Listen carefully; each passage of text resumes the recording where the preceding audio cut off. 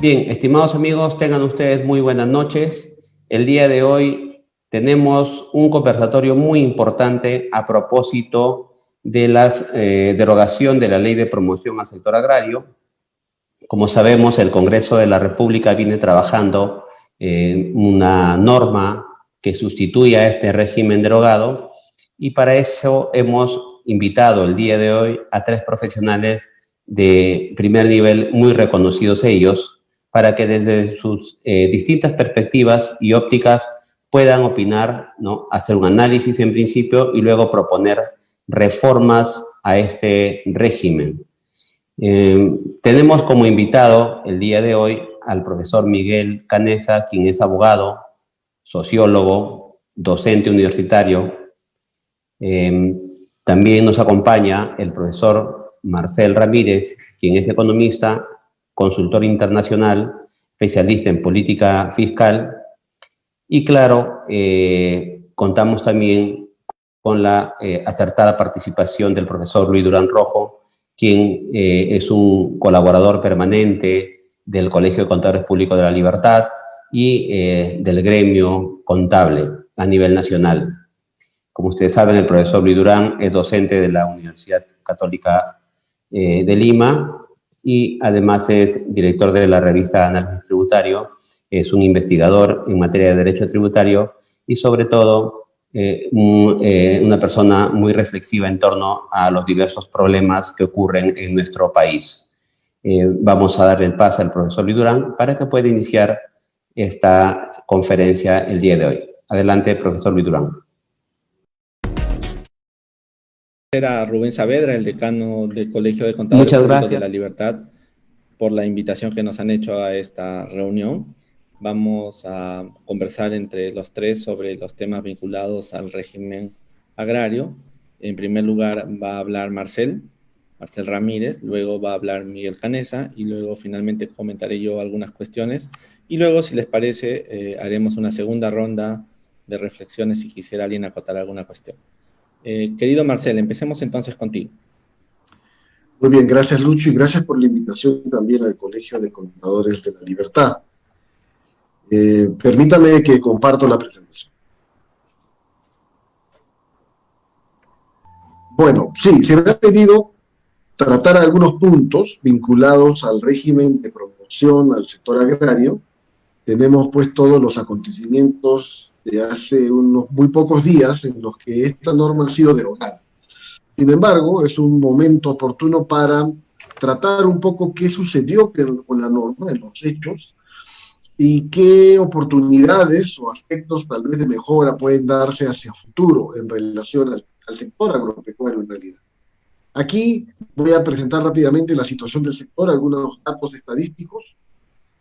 También qué es lo que tal vez la ley produjo o generó durante su vigencia, un resumen y luego algunas recomendaciones. Algunos datos generales, primero. Tenemos aquí una información respecto de cosechada y número de empleos en el sector agropecuario. Es claro que desde los 90, un momento en el que el país sufrió una gran transformación en lo institucional, en lo económico, el sector agropecuario muestra un aumento en el área cosechada, al igual que un aumento del empleo. Lo que llama la atención es cómo en los últimos 5 o 10 años, ya en este último siglo, estos dos valores se han ido más o menos estancando. ¿Okay? Entonces, un gran impulso del siglo pasado, llamémosle así, pero ya en este siglo XXI, ese impulso ha ido desacelerándose. Vale la pena tomar en cuenta eso. La pobreza, muchos hablan de la pobreza y que el Perú está justo antes de la pandemia, en algo así como un 20,2% de hogares pobres. Sin embargo, si viéramos este sector económico, el agro tiene alrededor del 40% de pobreza. 3/4 partes de la fuerza laboral pobre está en el agro. Esto ya nos da una idea ya no solo de cantidad de crecimiento, que estamos todos seguros de, conocemos los datos de crecimiento del PBI, sino de calidad del crecimiento. Y una pobreza tan significativa en el agro y en el sector rural es algo que tiene que llamarnos muchísimo la atención. Una variable tal vez un poco escondida por lo difícil, digamos, no se habla mucho de esta variable, es la productividad agropecuaria. Acá hay una estimación y una comparación entre la productividad del agro, laboral, del sector agropecuario por trabajador entre Perú y Chile. Recordemos que estos son datos también bien estimados, ¿no? Muy gruesos y muy promedio, que es esto del promedio cuenta mucho cuando analizamos el sector agropecuario, cuenta mucho porque podría resultar algo sesgado. ¿Qué es lo que decimos aquí? Primero, fíjense, sí, la productividad laboral del sector agropecuario en Chile, ¿no?, es casi 6 veces la del sector agropecuario en Perú, y miren el dato que pongo ahí. En el número de trabajadores en el agro peruano supera los 4 millones, mientras que en Chile es apenas 740.000. Pero a pesar de eso, el valor de la producción del agro chileno es solo ligeramente inferior al peruano. Obviamente estamos hablando de que acá hay un tema importante al cual hay que prestarle atención, que es la baja productividad. ¿Cómo podríamos calificar el éxito ya sea de una ley o de un sector? A mí me gustaría empezar por decir que el agro es un sector complejo y heterogéneo, difícil, por lo tanto, de calificar de una sola forma, de caracterizar de una sola forma. Sin embargo, la mayoría de los casos, cuando uno escucha al agro, le gusta ver el lado de la agroexportación. Vamos a empezar por ahí. La agroexportación, la barra roja que ven ustedes acá en la evolución desde el año 96, muestra un salto muy significativo en el crecimiento de la agroexportación desde el valor exportado, en este caso comparado con la exportación agrícola tradicional, ¿no?, el azúcar, el café, que están en ese rubro. La agroexportación ha sido tal vez uno de los sectores líderes de la exportación no tradicional en los últimos años. Fíjense el gran impulso que ha tenido. Y aquí se ve un poco en montos. Al año 2017 llegó a 5.100 millones de dólares. Se estima que el 2019 fue más o menos 9.000 y que probablemente este año, más o menos, a pesar con la pandemia incluida, podríamos llegar a 10.000 millones. La agroexportación definitivamente ha tenido un salto en valor muy significativo. Pero ¿qué dicen los planes y las políticas? Aquí es importante recordar que el sector agropecuario tiene a un sector del Estado peruano preocupado específicamente por su desempeño, y ese es obviamente el MINAGRI, o ahora llamado Ministerio de Desarrollo, ¿no?, Agrícola. Y el ministerio tiene un plan sectorial multianual. Al lado izquierdo vemos los objetivos estratégicos, pero también tenemos al lado derecho la política nacional agraria. ¿Por qué muestro esto? Recordemos que la ley de promoción agraria tiene fundamentalmente 2 instrumentos. Uno laboral, que hay que reducir la carga laboral, y otro tributario, reducir la carga tributaria. Y tiene como objetivo promover el sector agropecuario. Sin embargo, si vemos los documentos de gestión, de planificación del sector agrario, vemos que va muchísimo más allá de un tema exclusivamente laboral o tributario. La política nacional agraria, al lado derecho, habla, entre otras cosas, de manejo sostenible de agua y suelo, seguridad jurídica sobre la tierra, infraestructura, riego, financiamiento, innovación, gestión del riesgo de desastre, reconversión productiva. En realidad nada directamente hace ver nada laboral o tributario, pero recordemos, lo laboral y lo tributario son instrumentos, ¿no? Pero es importante recalcar esto porque definitivamente la problemática agraria es extremadamente compleja. Algunos datos durante el periodo de vigencia de la Ley de Promoción Agraria. Tenemos aquí 2 datos interesantes. El monto exportado, que ya lo vimos, aquí está en soles, 23.000, bueno, fundamentalmente vemos un crecimiento sostenido, y eso ya lo habíamos visto en el dato en dólares. Pero lo que también vemos en unas barras ahí de color rosado, anaranjado, es el crecimiento en el monto de pago de impuesto a la renta por el régimen agrario. Empezamos en el 2007 con 50 millones y llegamos al 2019 con 199 millones. Claramente, el desempeño tan formidable de la agroexportación no se ha traducido en un incremento equivalente en recaudación. Recordemos que el régimen tributario de la ley agraria implicaba una tasa del 15%, es decir, casi la mitad del régimen general. Y los cálculos del MEF estiman que cada año se deja de recaudar alrededor de 450 millones de soles por el régimen. Entonces, eso es algo que vale la pena tomar en cuenta. El título de la diapositiva dice 122 grandes empresas de un total de 2.700 acogidas al régimen, concentrado en el 73% de los beneficios. Aquí hay que recordar algo, el tema tributario tiene un principio importante que es el de equidad. Algo así como que los iguales deben tratarse igual, los que son distintos diferentes, y claramente hay tamaños diferentes en la economía, las unidades productivas del sector agropecuario, por lo tanto vale la pena tomar en cuenta eso, ¿no? Acá tenemos un par de datos más sobre cómo se han distribuido de alguna manera las rentas, es decir, el valor exportado. Es una comparación un poco gruesa, ¿no?, entre el comportamiento del valor exportado propiamente y los salarios del sector agrario. Aquí tengo el dato de masa salarial total, pero también tengo una masa salarial solo formal. Como estos son índices, pues, lo que sirve es para ver la tendencia, ¿no?, el comportamiento entre los dos. Todavía existe una brecha entre el crecimiento del valor exportado con la velocidad a la que han crecido los salarios en el sector agrario. Y aquí, casi para finalizar los datos, un fenómeno que atraviesa todos los sectores económicos del país, que es la informalidad.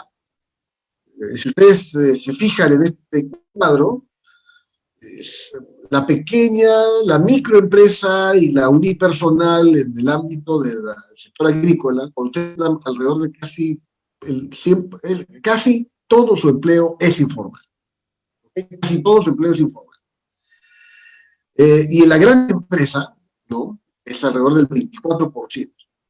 Vamos al lado derecho, hay un tema también de desigualdad en el ingreso. Miguel va a conversar un poco más de eso, así que no voy a entrar a esa explicación. Pero aquí lo que quiero resaltar es la elevadísima tasa de informalidad en el empleo que existe en el sector agrícola. Un diagnóstico rápido. Desde mi punto de vista de diseño de política pública, ha habido un mal diseño de este instrumento de ley de promoción agraria. Un sector tan complejo no puede promoverse solo con dos instrumentos intuitivamente, digamos, beneficiosos, pero que en la práctica su efecto es, digamos, no tan fácil de focalizar. Para algunos también puede haber sido muy provechoso y para otros nada provechoso. Esta es una ley que tiene 20 años de vigencia y por lo tanto uno podría preguntarse por qué en ningún momento fue sometida a algún tipo de control, monitoreo, revisión, convenía seguir aplicando los beneficios o no. ¿No? Eso no queda muy claro y sí considero yo que es una irresponsabilidad del responsable de la política, bueno, en este caso pues agraria, pero fundamentalmente quienes plantaron o entregaron los instrumentos laborales y tributarios. Se dio una prórroga hace muy poco tiempo, o hace casi un año, y que tampoco parece haber pasado por ningún tipo de evaluación muy rigurosa. Y mirando el tema tributario, esa menor tasa de impuesto a la renta es a todas luces un trato desigual. El ministro de Economía hace muy pocos días señaló que por el lado del MEF realmente consideraba no necesaria esa tasa y que incluso iba a plantear un aumento. Solamente saber que el ministro de Economía dice que no es necesaria la tasa suena como algo que, ¿cuándo no fue necesaria esa tasa?, ¿no? Y también, algo dicho por el ministro de Economía, los beneficios deben ser temporales. Concluyo con algunos puntos importantes. Ya dijimos que el sector es complejo y heterogéneo, imposible que una ley con dos instrumentos pueda servir para promoverlo. Los instrumentos no fueron evaluados, como se esperaba de un responsable de política pública. La informalidad no fue considerada como un fenómeno importante, y es tal vez el más importante detrás de este sector y de muchos otros en el país. A pesar de las mejoras en valores exportados, volúmenes exportados, incluso reducción de pobreza, porque hay que reconocer la vida de la reducción de pobreza, todavía eso se mantiene en niveles muy altos en las regiones de la sierra, y podríamos decir que los beneficios han sido muy desproporcionados en favor de un sector, un subsector del agro peruano muy formal y más moderno. Considero que el Estado no puede simplemente ceder su rol de ser diseñador de políticas y diseñador de las buenas políticas. Por lo tanto, esta ley, hay una responsabilidad en no haber identificado oportunamente las debilidades que tiene. La pobreza, algo que es muy relacionado con la baja productividad del sector agropecuario, que necesita soluciones que no son exclusivamente incluso aumentos de proyectos de irrigación, ¿no? Eso puede aumentar la frontera agrícola, pero no la productividad. Y hemos visto que hay un problema muy fuerte de baja productividad. El minifundio también desalienta, digamos, el interés en generar inversiones significativas y de largo plazo. Y esa falla por el hecho de que el privado no dé mucho, digamos, incentivo, ¿no?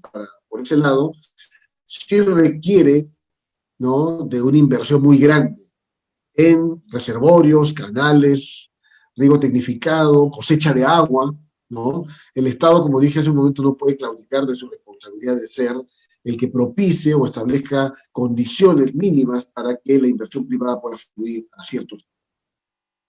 Y bueno, la pobreza sigue estando ahí muy presente en el sector agropecuario, aunque ha reducido de lo que en el 2000, en el agro, en el sector rural, es donde menos ha cedido la pobreza. Hay que poner el ojo ahí muy bien y no dejar de darnos cuenta que la informalidad y la baja productividad siguen estando muy presentes en este sector y que eso no mejora simplemente con dos instrumentos que de alguna manera, incluso ya algún sector habría dicho, tal vez no son ni siquiera necesarios. Habría que pensar muy bien cuando se piensa en promover el sector agrario y recordar un poco esa política nacional y el plan sectorial. Lucho, hasta aquí mi presentación. Buenísimo. Muchas gracias, Marcel, por plantearnos el panorama y las recomendaciones sobre el conjunto. Aprecio muchísimo que nos pongas el problema en su global dimensión y no en uno de los elementos. Miguel, querido, te tocaría ahora reflexionar un poco sobre los aspectos laborales y de empleo en relación a la ley. No te estamos escuchando, Miguel. Yo quisiera comenzar estableciendo dos cosas que me parecen importantes tener presentes. La primera es que hay que distinguir dentro del agro peruano a dos sectores muy diferenciados. En primer lugar, referirnos que la gran mayoría son los campesinos peruanos de la zona andina, ¿no es así? Y otro sector es el sector agroexportador. Lo que tenemos memoria, debemos recordar, digamos, y hace muy poco fue todo un debate inclusive en el país sobre el significado de lo que fue la reforma agraria en el país, ¿no? Recordemos que antes de 1969 también había una estratificación en el campo peruano. Teníamos las grandes haciendas agroexportadoras, justamente ubicadas en los mismos espacios geográficos de las empresas agroexportadoras actuales. Estamos hablando de Piura, Lambayeque, La Libertad, de la costa limeña, e Ica. Ahí estaban concentrados lo que se conocían como los varones del azúcar o la gran oligarquía peruana, ¿no es así? Y habían las haciendas latifundistas que estaban en los Andes, donde la más grande de todas era la Cerro de Pasco, ¿no? Pero también habían las famosas grandes latifundios de los Andes. Pues bien, con la reforma agraria, la idea de la reforma agraria del 69 de Velasco era hacer desaparecer a los hacendados de la costa y hacer desaparecer a los latifundistas, con un modelo no de repartición de tierras, sino el plan de velasquista era que sobre la base de las haciendas agroexportadoras constituir las cooperativas, ¿no es así? Y en el caso de las haciendas latifundistas, hacerlos a través también de un modelo cooperativo, pero ahí se hablaba de sociedades agrarias de interés social, las SAIS. Pero el destino, el fracaso de la reforma agraria, con la falta de crédito, falta de técnicos, etcétera, etcétera, etcétera, lo que condujo fue que las cooperativas desaparecieron y lo que hubo fue una parcelación. Entonces, lo que eran los socios cooperativistas preferían tener su lote de terreno y sobre esa base trabajar, ¿no es así? Y en los Andes pasó algo distinto, porque el gran reclamo venía en las comunidades campesinas. Y las comunidades campesinas lo que querían era recuperar las tierras que habían perdido del latifundio. Y aquellas que se mantuvieron, que no fueron recuperadas por las comunidades campesinas, en realidad se crearon los minifundios. Entonces, ese era el escenario en los 90, cuando llega Fujimori. Y con Fujimori lo que se hace es, hay una absoluta libertad y se recompone todo el campo, ¿no es así? Lo que tenemos hoy día es lo que hacía ese distingo. En la costa lo que tenemos son las empresas capitalistas agroexportadoras. Si antes exportábamos azúcar, arroz, lo que exportamos ahora es espárragos, paltas, uvas, etc. ¿Perfecto? Pero ha dado forma que en el campo había una nueva concentración de la tierra, ya sea de la adquisición directa de esos campesinos costeños que se quedaron con un lote, pues en estas empresas paulatinamente han ido creciendo y han ido comprando o han ido alquilando en algunos casos esas tierras. De forma tal que hoy día la concentración de la tierra, hoy día en el año 2020, es mayor que la concentración de la tierra en el año 1969, por lo menos en la costa peruana. En otras palabras, si hablábamos de una oligarquía antes de 1969, hoy podemos hablar que hay una nueva oligarquía en la tierra de la costa peruana, que son estas empresas agroexportadoras. Entonces, cuando queremos medir estadísticamente el agro peruano, debemos diferenciar lo que son las haciendas agroexportadoras de la costa peruana respecto a los campesinos andinos y de las comunidades andinas, y por eso explica el alto número de informalidad, porque los campesinos son informales en nuestro país, y la concentración de la pobreza en ese sector. Entonces, si hacemos ese distingo, podemos darnos cuenta de otro fenómeno que se ha producido en el campo peruano de la costa. Es nuevamente, trabajadores asalariados, es decir, tienen una relación salarial con estas empresas agroexportadoras, con la sustancial diferencia, por supuesto, respecto a 1969, que en las condiciones de trabajo deberían ser mucho mejores que las que se vivían en el año 69. Pero esto es clave, porque estamos hablando, no podemos hablar del agro peruano como si fuese solo uno solo, ¿no? Sino tenemos que darnos cuenta de este distingo y concentrarnos y comprender. Y aquí voy con la ley de promoción agraria. En realidad, el diseño normativo de la ley de Klimper, como ustedes recordarán, Klimper era el ministro de Agricultura del que fue el último gobierno de Fujimori, y él impulsó una ley que favoreciese supuestamente el desarrollo, que promoviese el campo, pero no el campo en general. Lo que está en el diseño normativo es a esas empresas que habían iniciado sus exportaciones y habían variado el cultivo concentrándose en una exportación, a ellos fue dirigida la ley. Entonces, no hablamos de una ley que buscaba beneficiar al campo peruano, estamos hablando de una ley que buscaba beneficiar a determinados grupos, con un diseño muy claro y comprensible, si se quiere ver de alguna manera. ¿Y cuál era esa visión? Esa visión era, estas empresas agroexportadoras son las que son capaces de crear un volumen de producción que permitiría su exportación, ¿no? Aprovechando una de las grandes ventajas que tiene el Perú, es los climas, los microclimas que tenemos. Nosotros somos capaces de encontrar producción agrícola en nuestro mercado casi todo el año. Esa capacidad de poder colocar en el mercado internacional productos que los que vendrían a ser nuestros competidores no pueden colocar en el mercado es una potencialidad tremenda que tiene la agricultura peruana, ¿no es así? Pues bien, repito, la idea entonces sea promover a determinado grupo, no estamos hablando de una promoción a todo el sector agrario. En ese diseño, la idea era entonces, ¿cómo puede el Estado promover la actividad agroexportadora nuevamente? Entonces, el diseño normativo tenía dos pilares. Uno es, no vas a pagar los mismos impuestos que pagan cualquier empresa nacional, sino que vas a pagar una tasa inferior, en este caso el 30% del estándar en aquel momento, ahora es 29.5%, pero era 30% lo que paga una empresa normal, una que está instalada en Lima o está instalada en Trujillo, etcétera, que se dedica a cualquier otra actividad, 30%. Pues bien, tú vas a pagar 15%. Y en el régimen laboral, crean un régimen laboral agrario. El régimen laboral agrario establece que respecto al régimen general vas a tener condiciones de trabajo y condiciones salariales distintas. Como nosotros sabemos, el régimen general significa un conjunto de derechos laborales que gozan esos trabajadores, desde la propia contratación, ¿es así? Pues bien, se establece un régimen especial para estos trabajadores, que significan, como nosotros sabemos, tienes un salario, y vamos a ver luego con unos cuadros estadísticos de qué manera se plasma eso. Tienes el derecho a la compensación por tiempo de servicios, tienes el derecho a las gratificaciones de fiestas patrias y de Navidad. Pues bien, lo que hacemos aquí es, en vez de que tú vas a recibir tu gratificación en julio o en diciembre, o se va a proceder al depósito en mayo y en noviembre de la compensación por tiempo de servicios, no, lo vamos a introducir en su alícuota aparte dentro del salario. Con lo cual, si el salario mínimo era X, estos nuevos rubros van a ser X más N1 más N2. La proporción es 9.79 ahora de lo que es la compensación por tiempo de servicio, y 16.6 porcentaje de lo que vendría a ser la gratificación. ¿Perfecto?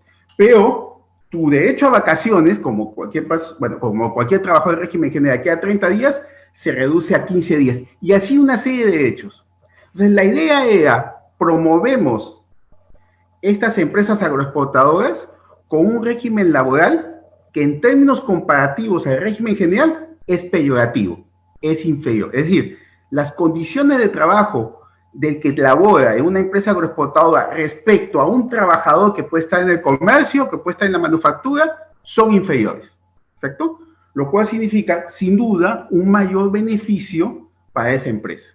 Con la idea de que este régimen iba a durar 20 años y debía haber culminado en el año 2021. Y como bien ha señalado Marcel, se prorrogó al finales del año 2019 a través de un decreto de urgencia, con unas modificaciones que sin duda mejoraban las condiciones salariales y las condiciones de trabajo. Pero eso era el escenario. Entonces, lo que yo les voy a mostrar a ustedes es especialmente dos cuadros.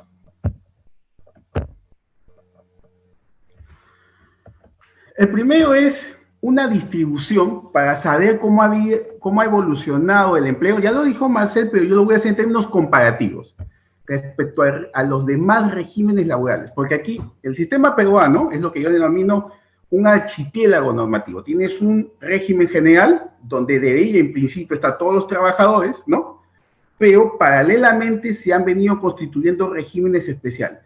Desde el derecho al trabajo, la justificación de un régimen especial está en función a que las particularidades del trabajo que se desempeña requieren una protección mucho más precisa. Por ejemplo, imaginemos los mineros. Los mineros trabajan, o ya sea dentro del socavón o al aire libre, pero por las propias condiciones de trabajo que ellos desarrollan, no pueden tener jornadas tan extensas, o la protección en la seguridad y salud del trabajo es mucho más preciso sobre ellos, ¿no es así? Eso habla de que tiene particularidades. Entonces, el derecho del trabajo debe pensar cómo proteger a esos trabajadores en función de esas particularidades. Entonces, los regímenes especiales en sentido estricto no están pensados en tratar una regulación que los distinga de los generales en función que sea más positivo o más negativo. No, está en función a la especialidad de la prestación de trabajo. Esa es la idea. Lo cierto es que, como hemos visto en el caso agrario, con lo que he señalado, eso no estaba pensado así, estaba pensado en términos peyorativos, es decir, peores condiciones. Pues bien, con este cuadro, lo que ustedes pueden ver hasta el año 2019, porque felizmente el Ministerio de Trabajo ha publicado el anual estadístico del 2019 en octubre, podemos ver la evolución del empleo en términos de esos regímenes. Podemos darnos cuenta que el primer rubro es el régimen general, que es en la parte superior. Y podemos darnos cuenta que aquí deberían estar la mayoría de los trabajadores asalariados del país. Y ha venido evolucionando levemente de 2,5 millones aproximadamente a 2,680,000. ¿Y dónde están los agrarios? Aquí. En el año 2013 eran 237,000. En el año 2020 habían subido a 440,737 trabajadores. Esto significa que la evolución del empleo en el régimen agrario fue largamente superior, casi se duplicó entre el año 2013 y en el 2019, mientras que en los demás, salvo la microempresa, su crecimiento no ha sido similar. ¿Qué significa esto? ¿Cómo podemos interpretar esto? La creación del empleo dentro de relaciones asalariadas ha sido significativa en el sector del régimen laboral agrario, perfecto, respecto a los otros. Y ahí están las cifras respecto a los mineros, etcétera, etcétera. Entonces, la primera idea es, efectivamente, se ha creado empleo, sostenidamente, por lo menos en los últimos, sin duda, 20 años. El segundo cuadro que les quiero mostrar es los costos laborales. Y acá, permítanme ser precisos. Los economistas, y no es una crítica, Marcela, pero los economistas tienen una idea respecto a los derechos laborales que hay que subrayar y considerar. Cuando uno piensa en derechos laborales desde el punto de vista económico, son costos. Es decir, la idea de la racionalidad instrumental que tenemos todos, costos-beneficios, ¿no es así? Los derechos laborales suponen que el empleador, el empresario, tiene que sufragar esos costos. Pagar la remuneración, pagar las condiciones de trabajo, las contribuciones si están establecidas en prestaciones de salud, etcétera, etcétera, etcétera. ¿Perfecto? Entonces son vistos como costos para el proceso productivo. Y en la racionalidad instrumental, ¿qué es lo que buscamos? Reducir los costos, ¿no es así? Porque al reducir los costos, seremos más competitivos. Podemos ofrecer, sea que elaboremos una mercancía, sea que prestemos un servicio, nuestros costos al reducirse podrán ser más competitivos. Y luego a la vez, si somos más competitivos y vendemos más mercancía o prestamos más servicios, tendremos una mayor rentabilidad. Entonces, los derechos laborales son asumidos como ¿qué? Como costos. Pero desde el mundo del derecho tenemos una visión completamente distinta, o por lo menos los laboralistas deberíamos tener una visión distinta. ¿Y cuál es? Los derechos laborales no están pensados en función a costos, los derechos están pensados en función a valores, lo que se llama una fundamentación axiológica. ¿Qué son valores? La libertad, la igualdad, la justicia, la seguridad. En función a esos valores es que nosotros elaboramos, o el derecho elabora, un conjunto de regulaciones para proteger ¿a quién? A las personas, que les asegure su libertad, que les asegure su igualdad, que les asegure su justicia, que les asegure su seguridad. ¿Eso tiene costos? Por supuesto que tiene costos, pero lo que define no son los costos, sino asegurar la libertad de las personas. Pensemos de esta manera. Cuando hablamos de derechos fundamentales, que son los derechos que están en la Constitución, ¿qué se nos dice? Los derechos fundamentales protegen a la persona humana. ¿Frente a quién? Frente a la amenaza de su violación. ¿Y quién es la amenaza? ¿Quién es la gran amenaza de los ciudadanos? El Estado. No porque el Estado sea bueno o porque el Estado sea malo. Es el Estado que tiene poder que se vuelve una amenaza a esa persona. ¿Perfecto? Pues bien. Pensemos lo mismo, traslademos esa idea al mundo del trabajo. ¿Quién es el detentador del poder? ¿Quién es la amenaza de los que están en el mundo del trabajo? El empleador, el empresario, porque tiene poder, ¿no es así? Tiene mucho más poder que los trabajadores. Entonces, los derechos laborales actúan de la misma manera que los derechos constitucionales. Protegen a las personas dentro del mundo del trabajo frente a la amenaza de un abuso de ese poder. Así son pensados los derechos laborales, que protegen la libertad. Entonces, cuando hablamos de derechos laborales, realmente estamos hablando de derechos que protegen la libertad de las personas, aseguran su dignidad. En otras palabras, todos los que estamos laborando, independientemente de la relación contractual que tengamos, debemos ser protegidos por esos derechos. Entonces, estamos pensando que esos derechos aseguran ¿qué? Nuestra dignidad. Ergo, no es concebible desde el mundo del derecho una actividad económica que suponga que esas personas que laboran sean explotadas porque pierden su dignidad. Entonces, lo que hacen los derechos es establecer un piso mínimo de protección. Todo lo que está por debajo de ese piso mínimo es inaceptable. Ergo, no cabe una actividad económica que se sostenga con la idea de la explotación de la persona. Entonces, cuando muchas veces escuchamos, sabes, mira, te ofrezco este trabajo con este salario que está por debajo del mínimo, en pésimas condiciones de trabajo, etcétera, etcétera, ¿quieres esto?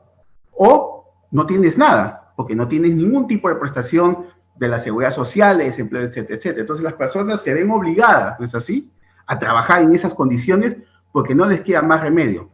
¿Qué estamos utilizando ahí? La racionalidad instrumental, la racionalidad de costos-beneficios. La pregunta es, ¿puede la sociedad aceptar que haya empresas que se sostengan, que sean viables sobre la base de la pérdida de la dignidad de las personas? Eso es inaceptable.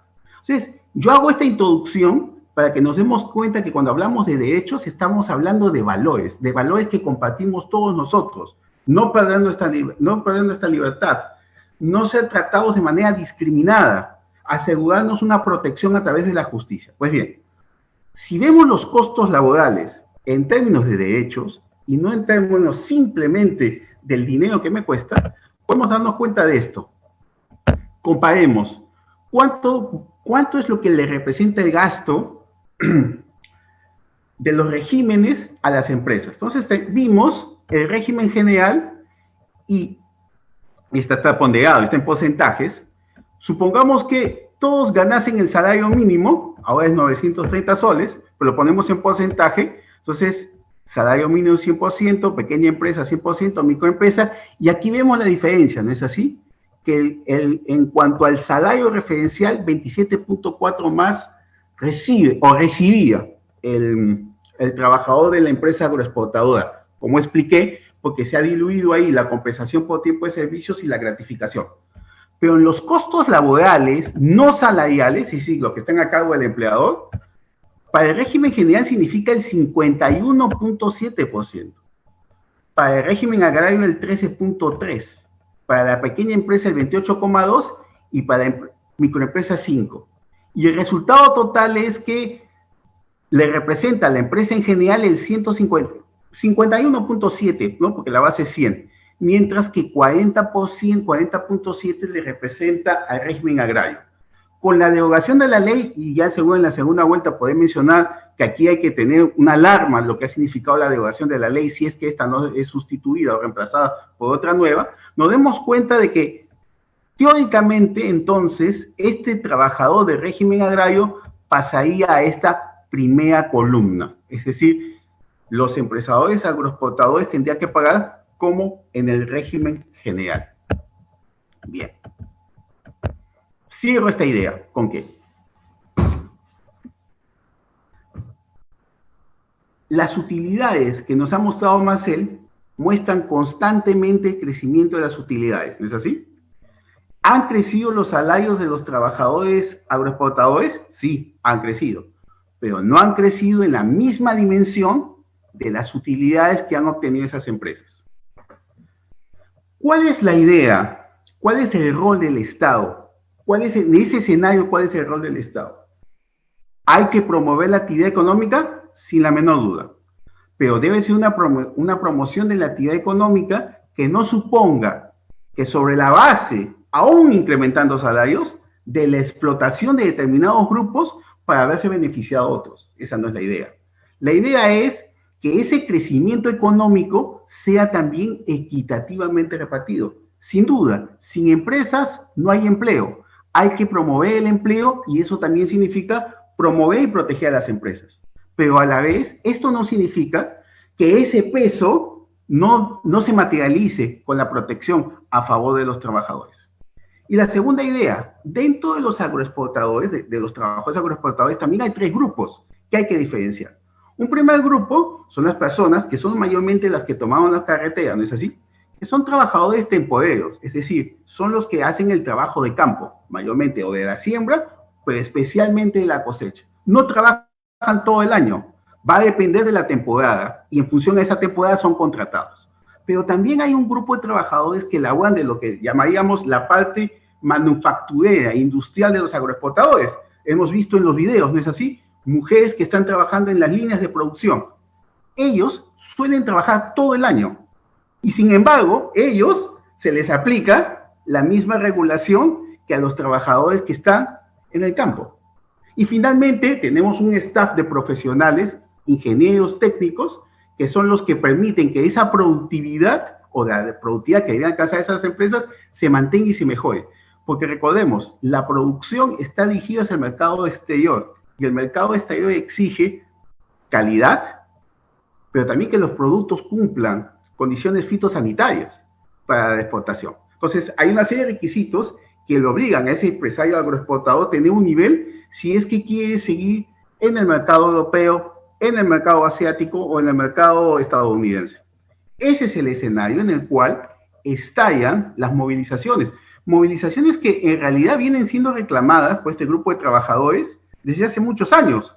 Sí, está en el tapete de discusión la derogatoria de la ley de promoción agraria, no recién, desde hace muchos años. Lo que ocurre es que es ahora, por la coyuntura política, el escenario que les ha permitido tener una mayor representatividad, una mayor movilización, y han logrado, por lo que todos sabemos, la derogación de la ley. Sin embargo, y ya lo dejo ahí para que hagamos esta segunda ronda, la sola derogación de la ley no es suficiente, especialmente para esos trabajadores, porque como hemos visto, depende de condiciones de aplicación del régimen general para ellos.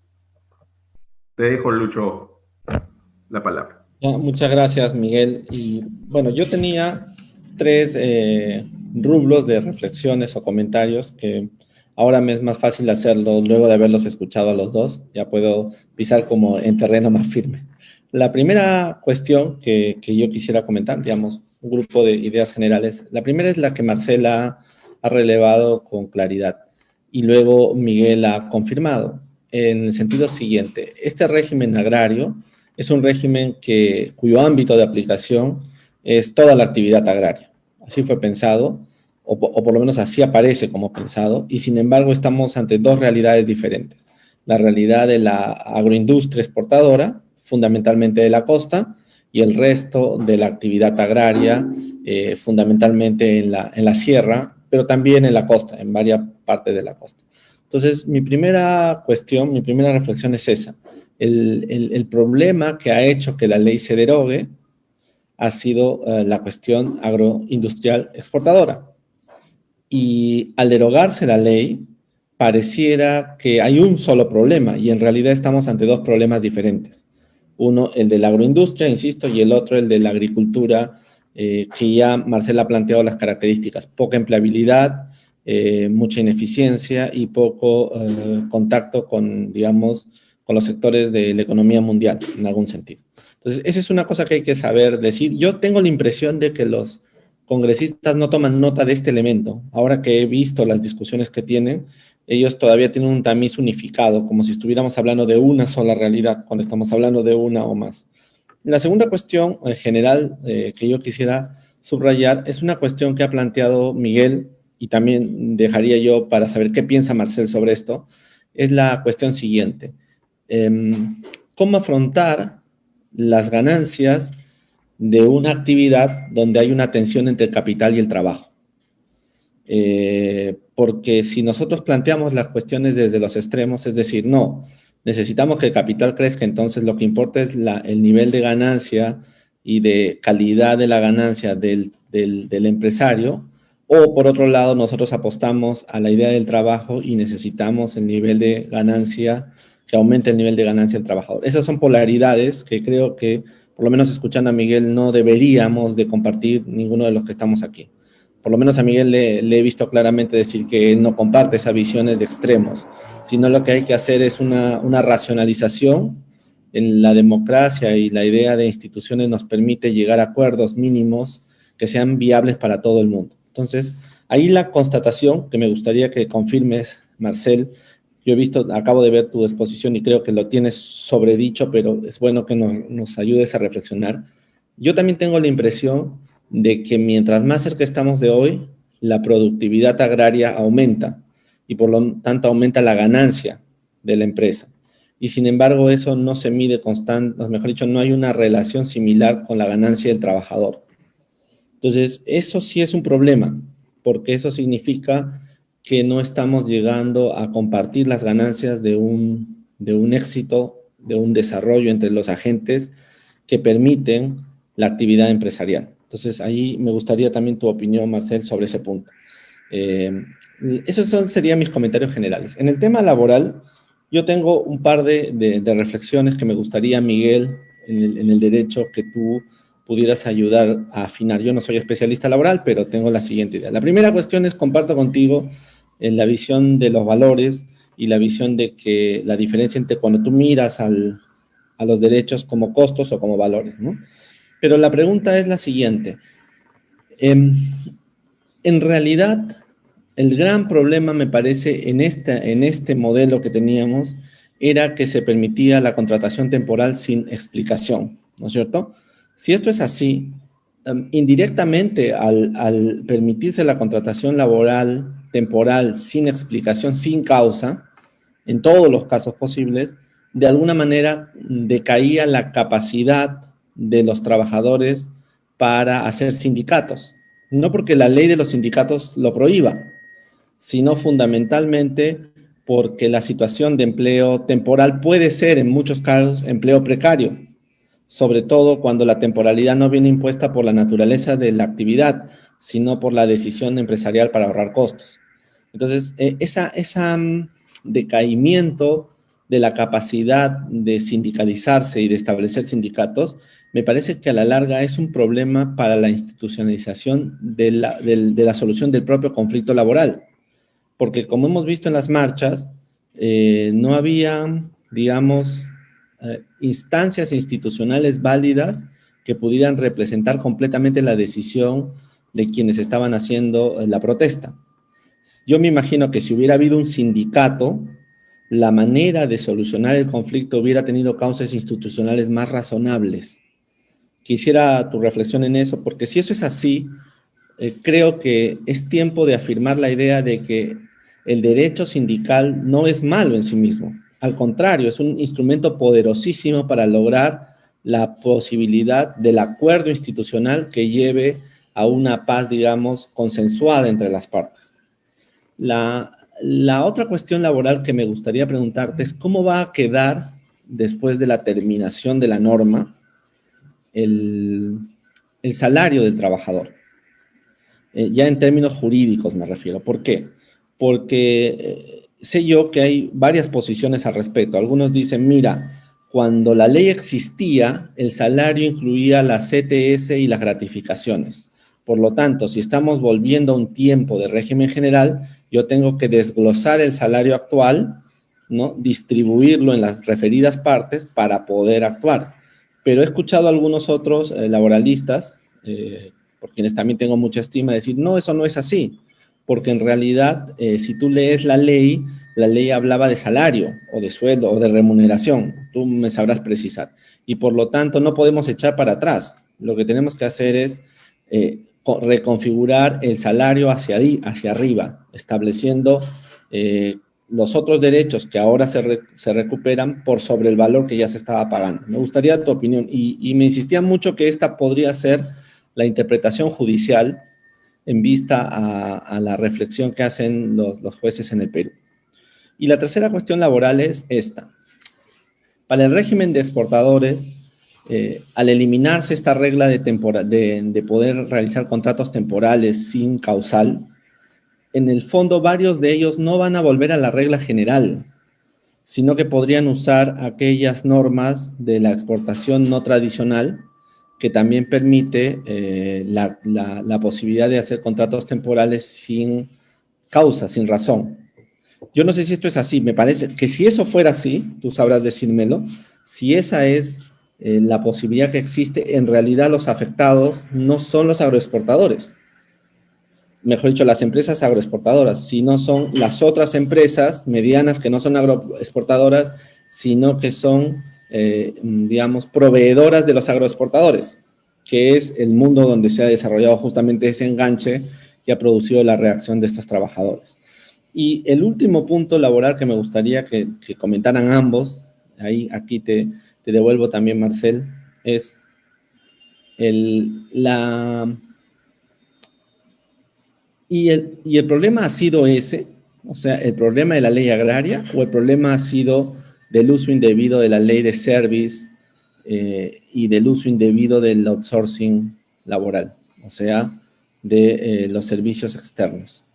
Porque pareciera ser por el informe de la Defensoría del Pueblo que en realidad lo que se estaba cuestionando era el uso indebido de intermediación laboral y el uso indebido de servicios externos para realizar actividades en la cosecha. Es decir, como no había supervisión estatal, en realidad seguramente los planificadores legales habían estirado las normas para aplicarlas. Entonces, allí, ¿qué proponen? ¿Qué cambios podrían haber para la ley de service y la ley y las reglas de outsourcing en materia laboral? El tercer bloque de temas, ya aquí no me alargo tanto, son los temas tributarios que compartimos, cuya pasión compartimos con Marcel. Ahí quería hacer básicamente los siguientes comentarios. En concreto, el régimen agrario en materia tributaria tenía 4 beneficios, o describía 4 beneficios. El primer beneficio es la tasa disminuida, del 29,5 al 15. El segundo beneficio era una tasa de depreciación para los bienes del activo, la maquinaria, que iba al 20% anual. El tercer beneficio era la contribución a salud. La tasa de 9% general había bajado a 4 y habían escalones, ¿no? Y el cuarto beneficio era el régimen de recuperación anticipada del IGB en la etapa preoperativa. Muy bien, de esos 4 beneficios, el régimen de recuperación del IGB en la etapa preoperativa en realidad no ha afectado nada porque ese régimen era remitido a una regla general.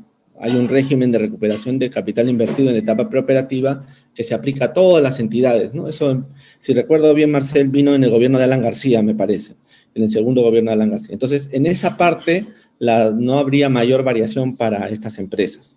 El segundo elemento de salud sí significa un cambio sustancial. Y ahí, a mí me gustaría luego volver para hablar del tema del subsidio. Permítame un ratito para volver sobre eso. El tercer tema es la depreciación. Iba al 20, ahora vuelve a la tasa general. Y por lo tanto hay una disminución sustancial. Esto se aplicaría a partir del 2021 en adelante. Ese sí podría ser un efecto importante en algunos casos, ¿no es cierto? Y el cuarto tema es la tasa. Y en el caso de la tasa, el cambio aplica a partir del 1 de enero del año siguiente. Sube de 15 a 29,5. ¿Qué hay sobre la tasa? Y ahí cojo también el tema de salud. Sobre la tasa, como bien sabemos, hay hasta ahora 3 grandes ideas. ¿Cómo afrontar lo que viene? La primera idea es la que ha planteado el ministro de Economía. 2020 y 2021 mantengamos la tasa del 15%. Razón, estamos ante la incertidumbre COVID, el problema COVID, cambiar las reglas de juego puede desincentivar la actividad. 2022 hasta 2028, aumento de la tasa hasta llegar a la regla general. Esa es la propuesta que ha hecho el ministro al Congreso. La segunda propuesta que he escuchado yo es la propuesta de Conveagro. Conveagro dice, siguiendo un poco el inicio del razonamiento de Marcel, como estamos ante distintos escenarios, pongamos tasas diferentes según el nivel de productividad de la entidad agraria. Mientras la entidad sea más pequeña, pongamos una tasa menor. Mientras sea la agroindustria, una compañía con muchos ingresos tributarios, en términos tributarios, la tasa debe aumentar. Esa es la idea de Conveagro. Allí no me parece una idea, en términos de reflexión, no me parece una mala idea. Tengo una preocupación con esa idea. La preocupación es la vieja preocupación que tenemos con el RER, ¿no es cierto?, que es el tema del enanismo fiscal, ¿no? Las empresas, para no llegar a su siguiente camino, crean otra unidad empresarial y entonces se convierten en pequeñas empresas que no aprovechan la economía de escala y por razones tributarias simplemente medran con la ventaja tributaria. La tercera propuesta que se ha estado pensando es la siguiente. ¿Y por qué no aceptamos una tasa reducida siempre y cuando haya una garantía o un certificado de buena conducta laboral? O sea, si una empresa cumple estrictamente con sus digamos, razonamientos y cumple estrictamente con la ley laboral, emplea, es eficiente, tiene, digamos, trato justo, etcétera, entonces le permites una reducción de su tasa a posteriori. Es una especie como un certificado de buena conducta, ¿no? Si tú estás actuando correctamente, entonces mereces que el Estado te siga apoyando. Si tú no estás actuando correctamente, entonces tienes que ir a la tasa general. Mi reflexión de fondo sobre el tema es la siguiente. No sé si la compartes, Marcel. Es esta. En términos de derecho, el beneficio tributario es una excepción al principio de igualdad, en donde todos los contribuyentes debemos pagar lo mismo. Si nosotros le damos un beneficio a alguien, diría la teoría, nosotros estamos comprometiendo al conjunto de la población a que la eficiencia de ese alguien a quien le estamos dando el beneficio sea mayor y el retorno sea mayor al conjunto de la sociedad que el beneficio que estamos perdiendo. Solamente puede haber diferenciación si hay alguna justificación plena. Entonces, a mí me queda muy claro, yo tengo la idea de que en principio no deberían de haber excepciones. Yo creo que el beneficio tributario es un problema en sí mismo, en general. Yo soy más bien de quienes creen que debería haber un igual tratamiento a todos y, por lo tanto, focalizar la recuperación de los beneficios en el servicio a la gente. Y si ha de haber un beneficio, debería ser una promoción para aquellos que recién están empezando, aquellas empresas que recién están iniciando sus primeros años, y con una regla que permita que ellas no se acostumbren a entender de que tienen un estado de excepción frente a los demás contribuyentes. Entonces, aquí es donde viene mi pregunta, esta vez para Marcel. Según tu gráfico, me parece que la productividad en el sector agroindustrial es suficiente como para poder sostener el cambio de tasa a la regla general. Es decir, el subsidio que le hemos dado al conjunto de la sociedad ha servido para el crecimiento, posiblemente sí o no, pero pareciera que hoy ya deberían de tributar como cualquier otro ciudadano. Esa es mi pregunta, para yo luego dar mi opinión. Y en ese sentido, capaz la gran cuestión no sea qué hacemos con las empresas agroindustriales exportadoras, sino qué hacemos con el resto de empresas del sector agrario que están en otra dinámica. O sea, la diferencia no debe ser en razón a cantidad de ingresos, cantidad de activos de las empresas, sino cuán enganchado estás a la agroexportación o no. Mientras más alejado estás del proceso agroexportador, entonces debería todavía plantearse la posibilidad de algún tipo de beneficio tributario. Muy bien, entonces he completado mi reflexión, amigos, y les devuelvo la pelota para que hagamos una segunda ronda, y en esta segunda ronda también me gustaría que insistieran en cómo ven el futuro del régimen agrario en su perspectiva. Entonces empezamos contigo, Marcel, si te parece. Sí, cómo no, Lucho.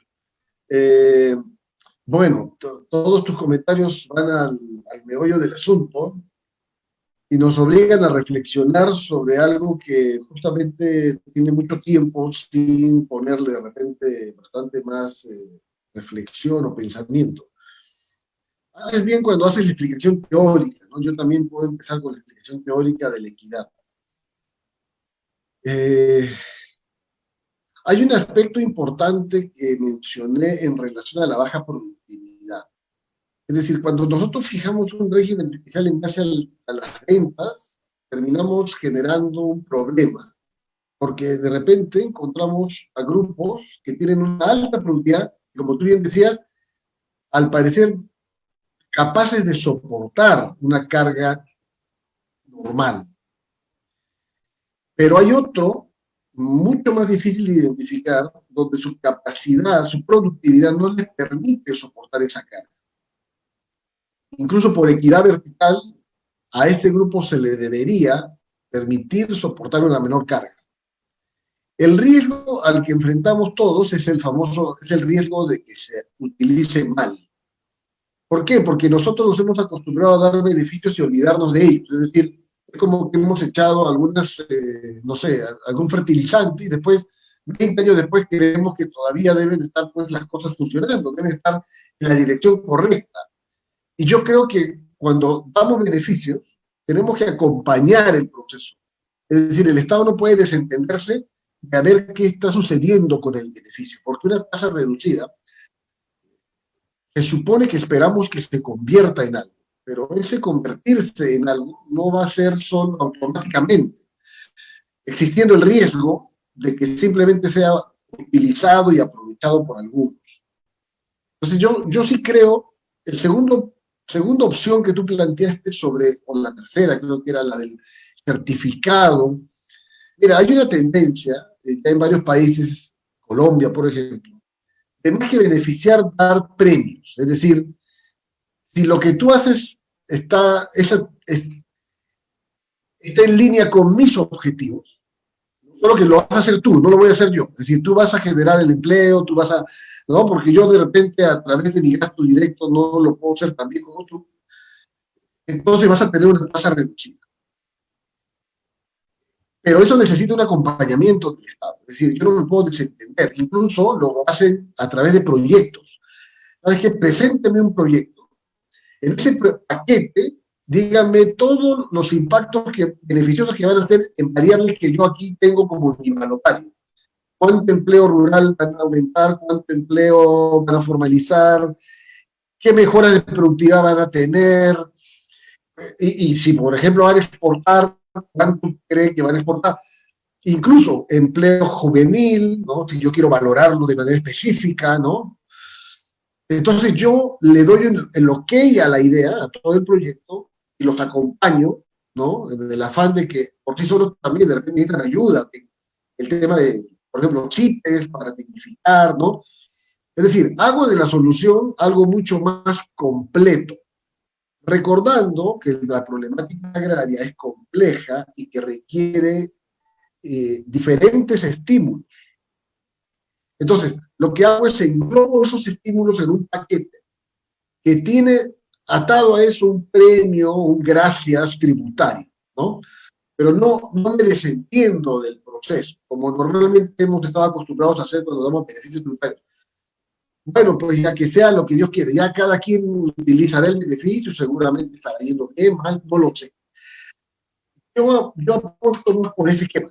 En ese esquema, el Estado tiene que ser un Estado más capaz, claramente, es decir, tiene que estar más alerta, tiene que ser más especializado, tiene que apoyar a la empresa, porque muchos problemas surgen porque la empresa tiene buenas intenciones, pero no más que eso, es decir, no tiene muy buen criterio de cómo manejar sus costos, de cómo mejorarlos, no lo tiene, ¿no? Y no tiene acceso a la tecnología, que para algunos de repente es algo pues, de todos los días. Entonces, es muy interesante el cuestionamiento que tú haces, Lucho, respecto a cuáles son las alternativas.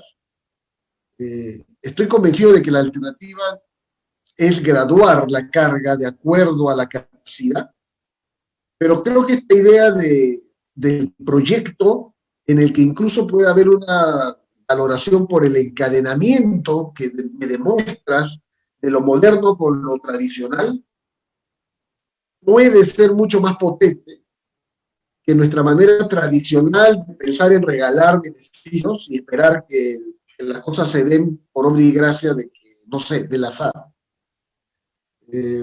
Me parece que tenemos que pensar. El mecanismo que más se parece es este de la ciencia y la tecnología, que es un proyecto que primero pasa por un cheque. Obviamente los atributos son muy particulares, proyectos de investigación, desarrollo e innovación.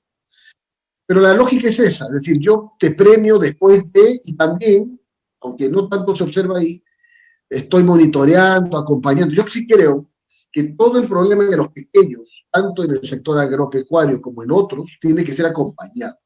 No podemos solo darles cosas, porque dentro de la buena o la mala intención puede perderse el objetivo final, ¿no? Yo apostaría por eso y le exigiría al Estado realmente mojarse, el ser más creativo en cómo resuelve el problema de un sector tan complejo y no solamente trasladarle responsabilidad. Tú lo has ocultado mal, sí, pero también, es decir, las cosas no se resuelven solo reduciendo las cargas. Miguel muy claramente lo ha señalado, es decir, yo no puedo solo reducir cargas, porque incluso puedo colisionar con el sentido de los derechos. Y si yo no transmito que eso tal vez va a generar algo mucho mejor, simplemente lo digo, pero no lo manifiesto tangiblemente, estoy simplemente poniendo a un grupo frente a otro. Estoy poniendo el enfrentamiento de dos grupos. Y ahí aprovecho para el comentario que también me hiciste sobre el crecimiento de las exportaciones y la tasa de crecimiento de la masa salarial. Hay que tomar en cuenta que nosotros como país somos un país, bueno, yo lo califico, somos un país subdesarrollado.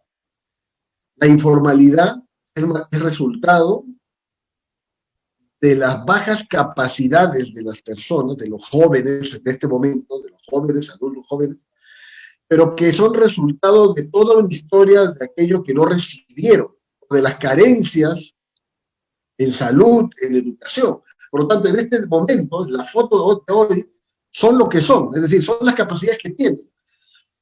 Entonces nosotros no podemos pedir que necesariamente haya digamos, un equilibrio entre crecimiento de la masa salarial y de la ganancia, cuando la masa salarial padece en general de baja educación, de baja calidad de la salud, porque los jóvenes que pueden estar en el sector informal lo están probablemente no porque busquen ser informales, sino porque en la negociación, como muy bien Miguel lo menciona, no me queda más que aceptar eso que me ofrecen. Pero no tengo con qué negociar mejores condiciones. No me he capacitado más, no tengo la educación que pude haber tenido, de repente en cierta forma he truncado mis estudios.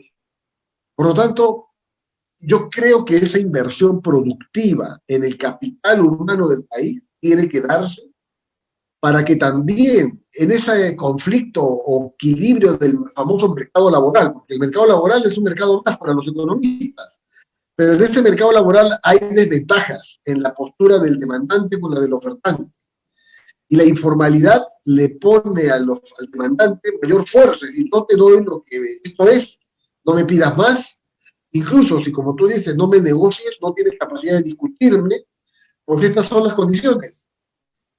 Y 99% de informalidad, o 75% en promedio, nos dice también que, y yo sé que esta es una discusión sensible, pero también nos dice que de repente el diseño laboral puede no ser para algunos tan justo, es decir, pueden haber empresas también, tal vez no las más grandes, pero las medianas, las pequeñas, que no puedan soportar, voy a usar el término, esos derechos o costos laborales, porque tampoco tienen la capacidad para ser más eficientes. Y yo creo que aquí hay un piral, en algún momento hay un equilibrio. Hay dos que están entrampados, la baja productividad del trabajador y la baja eficiencia de los emprendimientos micro y pequeños, que buscan cómo entre ambos lograr algo bueno para todos, pero que no necesariamente tienen todas las condiciones para poder hacerlo. Y por eso yo sí creo, yo siempre he pensado en algo así como un pacto por la productividad.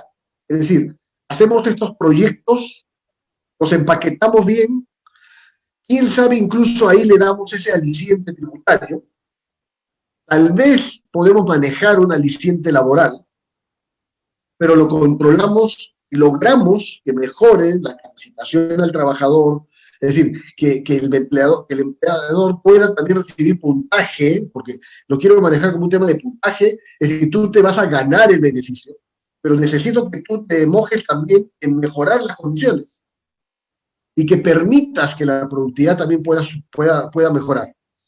Entonces, si lo quieres, bien. Si no lo quieres, pues seguirás con tu tasa.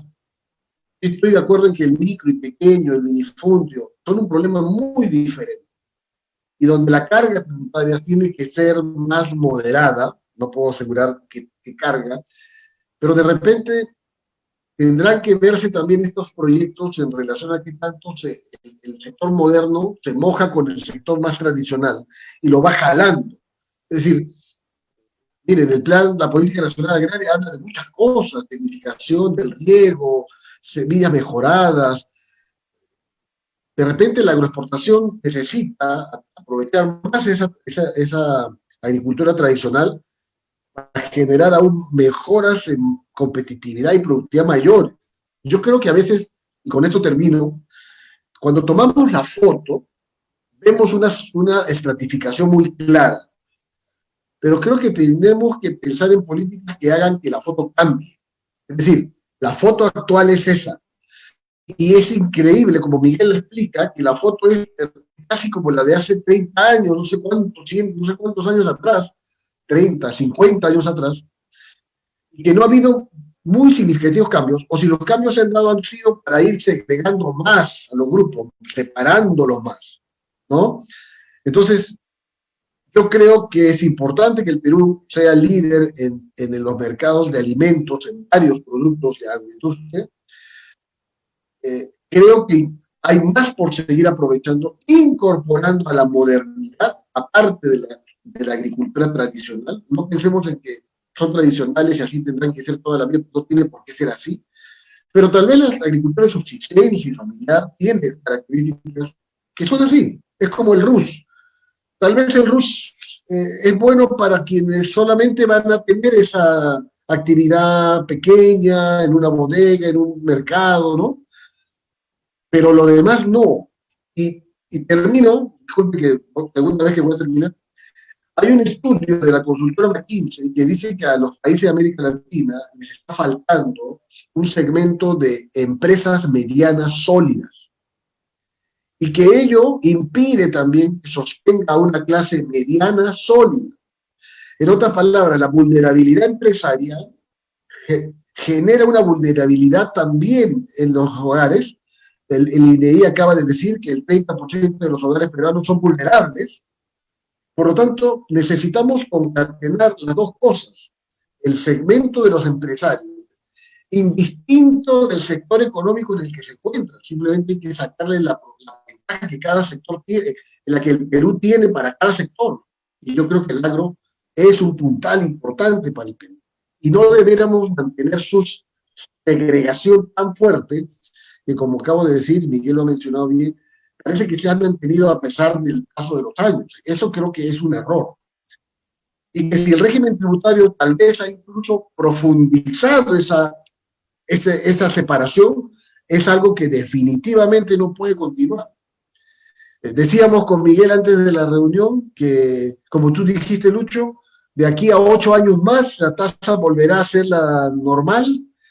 Tal vez es un ritmo muy lento para restituir la tasa a su nivel normal, porque por otro lado hay un costo de oportunidad de lo que no se recibe. Entonces, no concuerdo con esa propuesta, me parece una propuesta demasiado, no sé, muy ligera, mucho tiempo, cuando creo que no reconoce que hay un problema muy serio en el tema, en el trato desigual. Yo estoy convencido de que la inequidad es algo que va marcando, y de repente en ese lapso de tiempo la inequidad va a profundizarse aún más en otros sectores. Oye, ¿por qué a mí no me dan esa tasa? Yo necesito esa tasa porque incluso yo he percibido, el MEF ha dicho casi como que esta tasa sigue en 15 porque se nos ha pasado. Es decir, hace tiempo ya debió dejar de ser 15. Eso no es justo para todo el resto del sector productivo del país. Así que hay que tomar más seriamente al sector. Hay que reconocer sus diferencias, pero también reconocer que hay que darle más oportunidad a toda esa agricultura tradicional, porque yo sí creo que el posicionamiento internacional de nuestros alimentos tiene todavía un gran margen para seguir aprovechando. Y está aquí en nuestra propia tierra la posibilidad de hacerlo.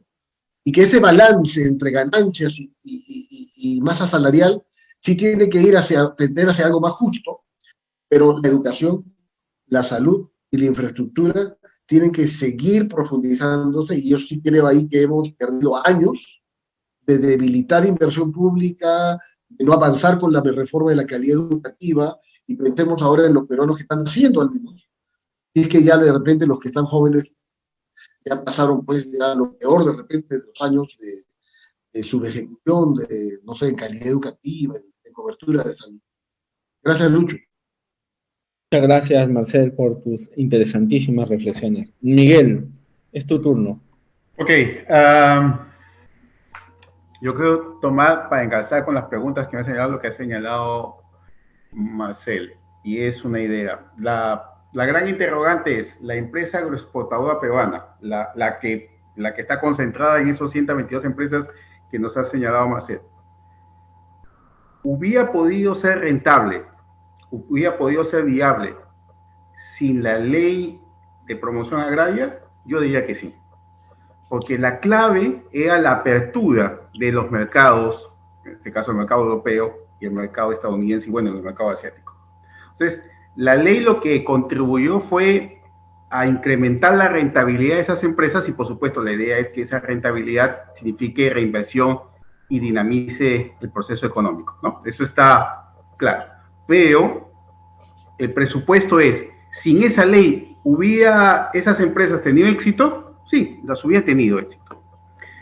Si no hubiera habido un régimen laboral agrario específico para esas empresas, hubiera puesto en tela su viabilidad, tampoco. No lo creo, por los números que nos han mostrado evidencian claramente que no es así.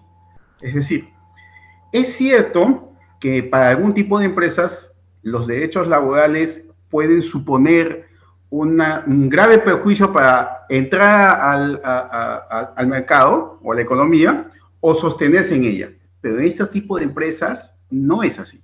No, y eso me parece importante porque en realidad si la idea era, la estrategia de desarrollo nacional era dinamizar esas actividades económicas que genera, como que genera mucho empleo, es significativo, pero no a costa de los derechos laborales. ¿Y por qué? Antes que comience a ver las preguntas de Luis. Ahora vivimos una grave crisis económica en el país. Si había 73% de empleo informal, ahora probablemente no debe bajar de 75, sino más. ¿Perfecto? Pero vivimos un boom económico en este país. Vivimos un boom económico de un largo periodo. Nunca en la historia, y corríjanme los economistas, nunca en la historia republicana tuvimos un crecimiento económico tan sostenido y por tanto tiempo en todos estos años.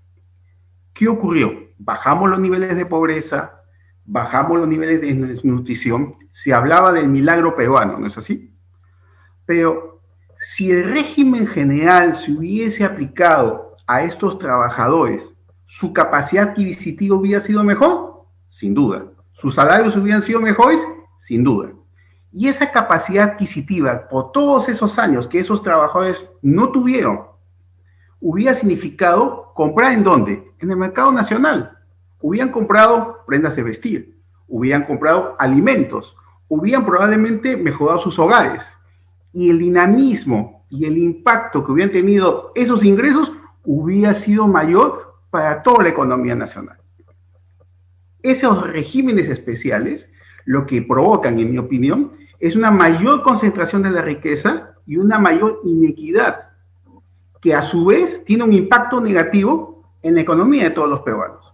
Y no estamos hablando de que, porque la idea no es acabar con la iniciativa privada o cercenar su rentabilidad. Por el contrario, todos somos conscientes que gracias a la empresa privada hay empleo. Gracias a la empresa privada se pagan impuestos y hay recursos. Pero lo que no debemos es ir hacia el otro extremo del péndulo, en creer que esa empresa privada completamente liberada, sin que el Estado asegure esa protección sobre los derechos, y como hemos visto, esos derechos también generan un beneficio para todos. Entonces, tengamos muy en claro ese escenario, previamente y cualquier política que se vaya a emprender. Ahora, yendo a la pregunta de Luis y encadenando con esto. Si el Congreso de la República no emite ninguna norma, en mi opinión sí va a tener un impacto negativo. Y también va a tener un impacto negativo sobre los trabajadores. ¿Por qué? De acuerdo al régimen general, para que un trabajador pueda gozar, por ejemplo, de la gratificación de fiestas patrias o de Navidad, hay una serie de requisitos, de condiciones que deben cumplirse.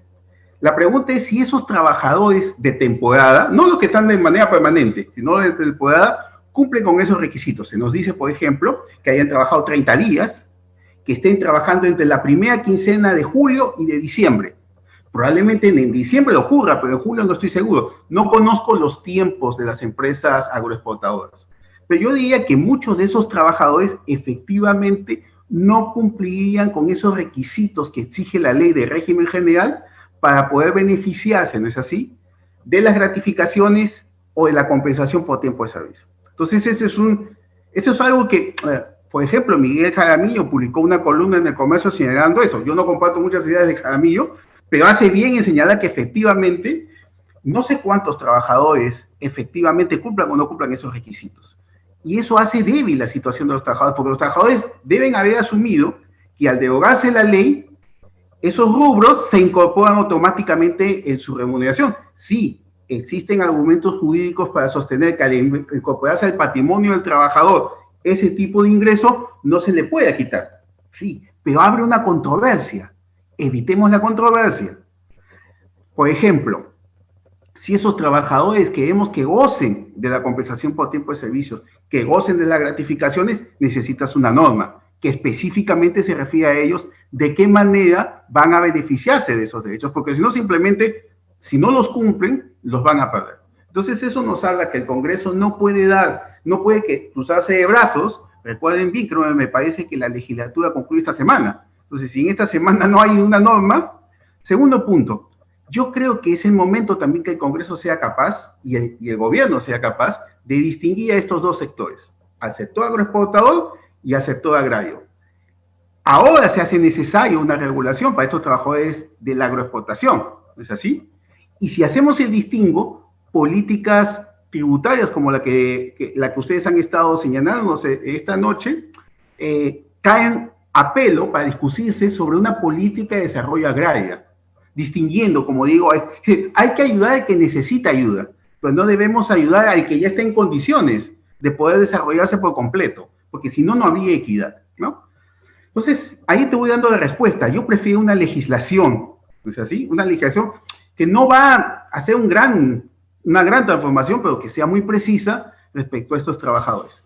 Ahora, los contratos temporales, como tú bien has señalado, Luis, no está prohibida la sindicalización de los trabajadores agroexportadores. Es más, hay sindicatos especialmente en la costa norte. Ha habido sindicatos que se han formado, han cumplido los requisitos establecidos por la ley. Lo que ocurre es que si la gran cantidad de trabajadores están en condiciones, sean trabajadores temporales, pues efectivamente, si yo me sindicalizo, corre el riesgo de que no me vayan a contratar. Entonces, ¿sobre quiénes se han constituido esos sindicatos? Sobre los trabajadores que están en la planta, más que los trabajadores que están en el campo, que son los que sufren, digamos, las peores condiciones de trabajo. Aquí es un poco difícil. Ha habido investigaciones que muestran que hay empresas que efectivamente cumplen con las normas laborales, pero también ha habido empresas, grandes empresas, que no cumplen con las normas laborales. Y se han dado, y he visto hasta documentales en el extranjero que muestran trabajadores en las horas de la madrugada que van ahí al campo y se forran, ¿saben con qué? Con papel periódico. Y luego se ponen como un chubasquero, digamos aquí, es decir, para evitar la lluvia. Y luego el abrigo con el que trabajar. En pleno siglo XXI, con empresas que ganan miles de millones de soles, esos trabajadores laboran en esas condiciones. Es triste saber que la SUNAFIL no está en condiciones, fíjense, de fiscalizar a la gran empresa, a la mediana empresa, no hablo del informal, ni siquiera son capaces, y no por culpa de los inspectores, porque el propio diseño del Estado recorta o no otorga el presupuesto necesario para que esos inspectores y la SUNAFIL cumplan un rol fundamental. ¿Y cuál es? Asegurar que la norma se aplique. Porque no es que los inspectores van a crear nuevas normas, van a verificar simplemente, señor, usted cumple con las condiciones de seguridad y salud en el trabajo, usted cumple con el pago de salario mínimo, etcétera, etcétera. Es eso. El inspector no va simplemente para controlar que eso se dé. Entonces, a mí me parece importante, y recupero ahí la idea, darnos cuenta de cuál es ese escenario. Ahora, Luis también señala algo muy cierto, y lo ha señalado la prensa, es esta dificultad que se ha tenido desde el propio gobierno de saber con quién negociar cuando se han movilizado hacia el sur, porque efectivamente no hay sindicatos. Y ya señalaba, si los trabajadores temporales viven la amenaza, no directa, no es así, pero indirecta de que si se sindicaliza o si forma una organización sindical, corre el riesgo de que no vuelva a ser contratado. Y eso alude a la pregunta que me llamaba Luis, y es esta. En realidad, la ley de promoción agraria no tiene una regulación sobre los contratos de trabajo. Los contratos de trabajo se siguen regulando por el régimen general. Lo que pasa es que hay 9 modalidades de contratación temporal y probablemente la modalidad contractual que más se usa para este tipo de trabajo en el campo son se llaman contratos de temporada, ¿ok? Porque encaja más o menos en la perspectiva de que sí es una labor permanente en la empresa, pero es por un corto periodo de tiempo, dado que en este caso es la cosecha. Entonces, en realidad va a continuar, o se debería continuar con la contratación de esos trabajadores bajo el régimen general. Nada impediría que si hubiese una ley especial, haya una regulación específica para este tipo de trabajadores, más allá de que complemente, ¿no es así?, al del régimen general. Pero bueno, ¿el Congreso será capaz de hacerlo? ¿El Congreso ha estudiado cuáles son las condiciones de trabajo que estos trabajadores requieren y que una regulación responda? Y también algo que me parece importante, en realidad si queremos que la ley tenga viabilidad, debería ser consensuado. Claro, ya no hay tiempo, ¿no? Pero lo normal hubiese sido convocar a los empresarios agrarios, convocar a los trabajadores y que ellos mismos puedan organizarse, y en base a ese diálogo social, el Congreso regule, ¿no es así? Satisfaciendo los intereses de uno y de otro.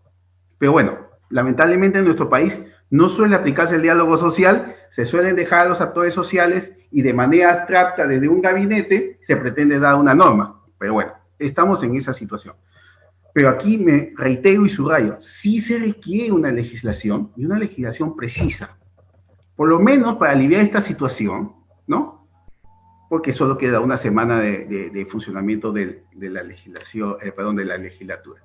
Respecto a los sindicatos, creo que los sindicatos son importantes, pero aquí te hago un dato sociológico de la realidad peruana. ¿Ustedes saben dónde se constituyen los sindicatos después de la década de los 90? Ustedes recuerdan cuando vino Fujimori, trastocó todas las relaciones laborales, muchos sindicatos de las empresas desaparecieron. ¿Se acuerdan? La empresa metalmecánica, todas esas empresas desaparecieron y también desaparecieron por los sindicatos. Lo cierto es que cuando uno analiza en dónde han surgido nuevos sindicatos en el escenario laboral peruano, se encuentra que se ha producido en empresas donde los trabajadores han valorado que son explotados, es decir, sienten que son mermados, sienten que son explotados. Pero aquellas empresas donde ha habido un mejor tratamiento a sus trabajadores, donde los trabajadores se sienten conformes, ahí, aunque existe la ley y pueden constituir sindicatos, no se han constituido. Por eso es que encontramos que el conflicto laboral aparece muy claramente en este tipo de escenarios. ¿Y cómo es? ¿No es así? A ver, pues, pensamos en Ripley, por ejemplo. Ahí existe un sindicato. ¿Por qué surgió un sindicato de Ripley? Cuando uno comienza a analizar y escuchar a los trabajadores, porque ellos se sienten ¿qué? Mermados, sienten violentados, que no se respetan sus derechos. Entonces hay una directa relación entre falta de respeto de derechos laborales, organización sindical, donde es posible constituir una organización sindical. No, porque ha habido 6 despidos. Y podemos, ejemplos como Topitop, etcétera, etcétera. Ahora, un empresario moderno, un empresario que pretende, como son estos, agroexportadores, también están vigilados, no solo una vigilancia nacional, sino también hay vigilancia internacional, ¿no es así? Es decir, si yo quiero entrar al mercado holandés con mis espárragos, al mercado holandés le interesa, al consumidor holandés le interesa ¿qué cosa? No solo que el producto cumpla todas las regulaciones fitosanitarias, sino que se respeten los derechos laborales de aquellos trabajadores peruanos en este caso, porque ellos no quieren pagar un precio que signifique que consolidar una explotación. Lo que ellos buscan es, ok, yo compro ese producto del extranjero, que puede valer un poco más, ¿no es así? Pero a cambio de ¿qué? Que me asegure. Y los supermercados comienzan entonces a exigir, ¿no es así? A estos productores cumplan las regulaciones medioambientales, cumplan las regulaciones laborales. Y cuando hay estados débiles que no protegen, lo que se exige, ¿qué cosa es? Que hayan certificaciones. Y ahí viene la pregunta de Luis, de las certificaciones. Es decir, un tercero viene y certifica que se cumplen los derechos laborales y da un certificado. Entonces la empresa peruana va y le dice a la empresa europea, mira, acá está mi certificado, y no recurriendo a una resolución del Ministerio de Trabajo, por la poca credibilidad que pudiese tener en el extranjero, sino a un tercero que tiene la experiencia, tiene la capacidad, ¿no es así?, de poder emitir la certificación. Entonces, hoy día cada vez más los derechos laborales se ven vinculados al comercio internacional. Ya señalaba hace unos minutos, existen acuerdos de libre comercio, donde hay capítulos laborales, donde el Estado peruano se obliga a que se van a respetar los derechos laborales establecidos en su propia legislación. ¿No es así?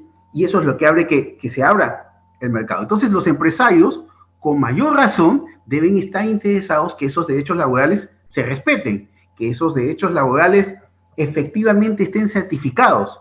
¿Qué mejor razón? Fíjense, si tenemos un Estado eficiente, una SUNAFIL eficiente y que haya credibilidad como en el sistema fitosanitario peruano, que tiene prestigio, ¿ok? Si la SUNAFIL cumpliese, tuviese los recursos y cumpliese su labor, estas empresas ya no necesitarían pagar a una certificadora extranjera que le diga que ellos cumplen con las normas laborales, sino podrían demostrar en su propio récord, ¿no es así?, que no existen denuncias laborales contra ellos, que la SUNAFIL evidencia y mete un certificado que efectivamente en esa empresa se cumplen todas las condiciones. Eso supone también un abaratamiento para ellos. Y eso es algo que el Estado puede otorgar y que puede beneficiar, ¿no es así?, a las empresas en su competitividad. Porque las empresas agroexportadoras peruanas no solo compiten entre ellas, sino también compiten con otras empresas agroexportadoras de otros lugares del mundo. Introduzco un tema que me parece importante, se le aleja lo laboral, pero es un elemento grave que está pasando en el sector agroexportador peruano. ¿Cuál es? El uso del agua. Hace un tiempo tuve la oportunidad de asistir a un evento donde se analizaba efectivamente producción agroexportadora y que se mencionaba que el Perú era de los países que usaban mayor litro de agua por producción. Y esto era, sin duda, una afectación medioambiental. No olvidemos los conflictos que todavía están latentes entre Huancavelica e Ica por el uso del agua, ¿no es así? Las medidas que se dieron en el gobierno regional de Ica bajo el gobierno de Sillonís al respecto del agua. Todos estos problemas que se producen también en el agua en el norte del país. No somos eficientes en el uso de agua. Y ahora estamos perjudicando a los campesinos de los Andes, que no desean que el agua llegue a los valles de la costa. Pero también hemos comenzado a afectar el consumo de agua de las ciudades. Entonces debemos ser eficientes. Y este es un tema de competitividad. Entonces, ya no solo es el tema laboral, sino también el tema medioambiental. Y si queremos encadenarnos a un proceso de desarrollo productivo, ¿no?, de competencia internacional, estas variables debemos tener. Y bueno, cierro para concluir con esta idea, que encadenado con los derechos sociales.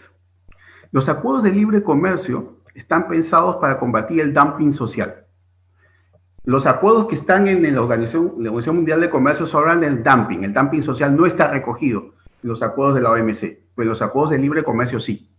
Si establecemos un régimen laboral peyorativo o un régimen tributario que pueda significar un subsidio, sin duda estamos entrando en conflicto con estos acuerdos de libre comercio que nuestro país tiene con los más importantes países de economía libre. ¿No es así?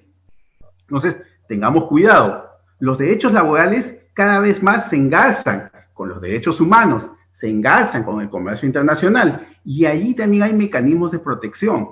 Entonces, esta llamada de atención de lo que ha ocurrido en el sector agrario es algo que puede reproducirse en otras actividades económicas, y más aún en una coyuntura en donde hay una depresión de la economía internacional, donde la competitividad va a ser más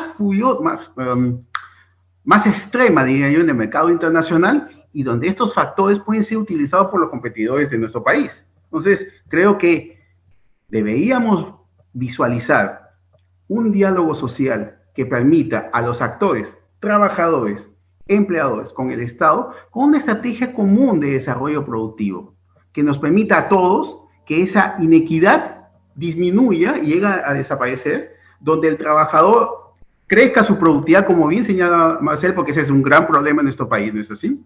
Por el tema de la informalidad, y ya sabemos por la pandemia que la informalidad mata, ¿no es así? Entonces tenemos grandes retos. Es una pena que yo vea que en la coyuntura actual que se viene el país para el año 2021, yo no veo, bueno, que recién ha comenzado la campaña, pero yo no veo propuestas concretas desde los candidatos sobre política laboral, ¿no es así? Sobre cómo mejorar las condiciones de los trabajadores, cómo mejorar los salarios, cómo mejorar la productividad y cómo mejorar que esas empresas puedan desarrollarse, cómo poder promover el diálogo social. Yo no veo que eso por lo menos hasta la fecha, estamos ya a mediados de diciembre, no aparece en la agenda. Y es una coyuntura favorable para el país, independientemente de lo que vivimos la pandemia. Es en el momento en que la población debe exigir a los candidatos, a los partidos políticos, propuestas, pero propuestas bien elaboradas, no frasecitas, no oraciones aisladas, sino sobre base técnica, sobre base estadística. Lo que hemos mostrado, lo que hemos hecho nosotros, lo que ha hecho Marcelo, lo que he hecho yo, es algo que es accesible y que es exigible a las candidaturas. Yo creo que debemos aprovechar esto y, bueno, disculpa que si me ha alejado un poco, pero me llama la atención, el Perú no puede seguir yendo por el mismo rumbo que ha venido, que nos ha conducido a todos estos problemas, por lo menos clarísimos, en estos últimos 5 años. Y me da pena que un país con la potencialidad que tiene el nuestro, con los logros que había logrado alcanzar, simplemente haya retrocedido y nos encontremos en esta situación. Y sea penoso, que no sea necesario que mueran personas para que podamos hacer respetar los derechos. No tienen que morir compatriotas para que eso ocurra. Si hay derechos, si están establecidos los ordenamientos, lo que debemos exigir es simplemente que se cumplan, que se apliquen, nada más. Gracias, Luis. Gracias, Miguel. Interesantísimas vuestras reflexiones.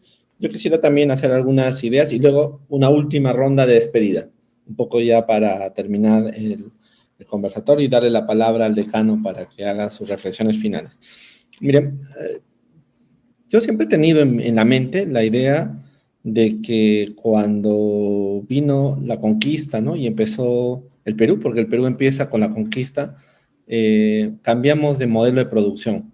No sé si Macera fue el que hizo un extraordinario artículo diciendo que el modelo cambió de un modelo agrícola que dominaba y relacionaba el conjunto del territorio a un modelo exportador de minerales, porque Europa en el siglo XVI y XVII necesitaba minerales para afrontar las guerras que estaban teniendo allá.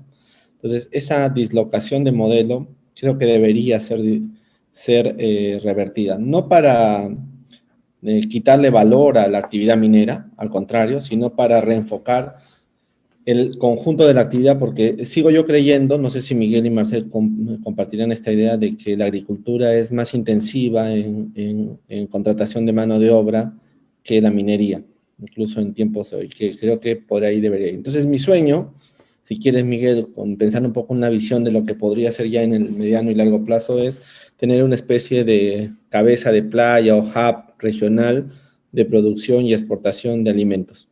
Yo creo que ese debería ser un sueño interesante. El otro día miraba una cifra que a mí me pareció bien interesante.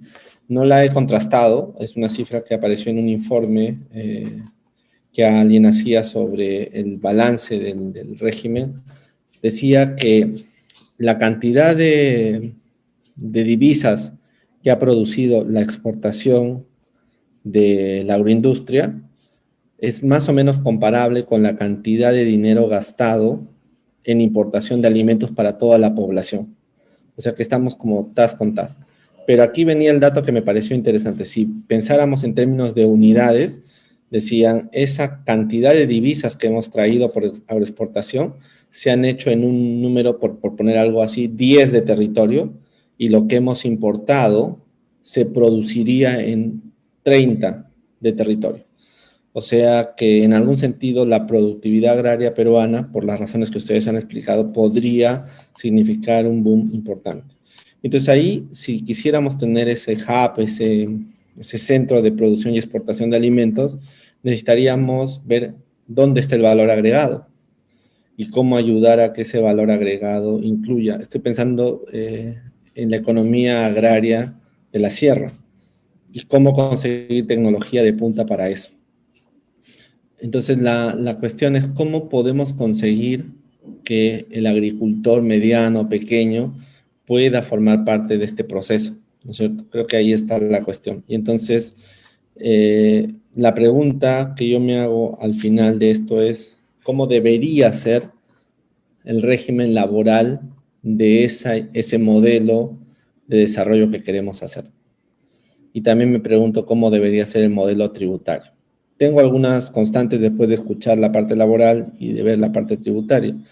Creo que deberíamos de apoyar el inicio de las empresas, o sea, creo que deberían tener algún tipo de ventaja, por lo menos tributaria, al comenzar, que debe ser tornada luego por una seguridad de que cuando ellas van a ir creciendo tengan esto que Marcel decía, un cuidado desde el Estado, es decir, un acompañamiento del Estado en tecnología, en capacitación y en control de la actividad. Yo creo que habríamos que apostar por eso. Y en materia laboral, Miguel, comparto tu reflexión en sumo grado, ¿no?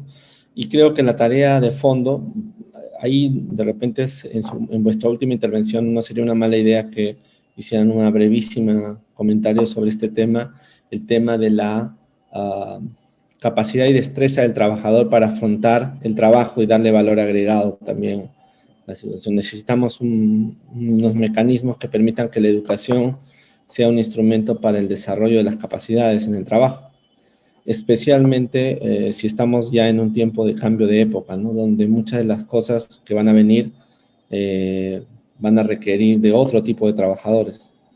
No sé si ustedes comparten la idea de que este impacto de la pandemia está obligando a un nuevo giro de la economía mundial y de la manera de producir. Y si eso fuera así, entonces necesitamos también un nuevo modelo de trabajador.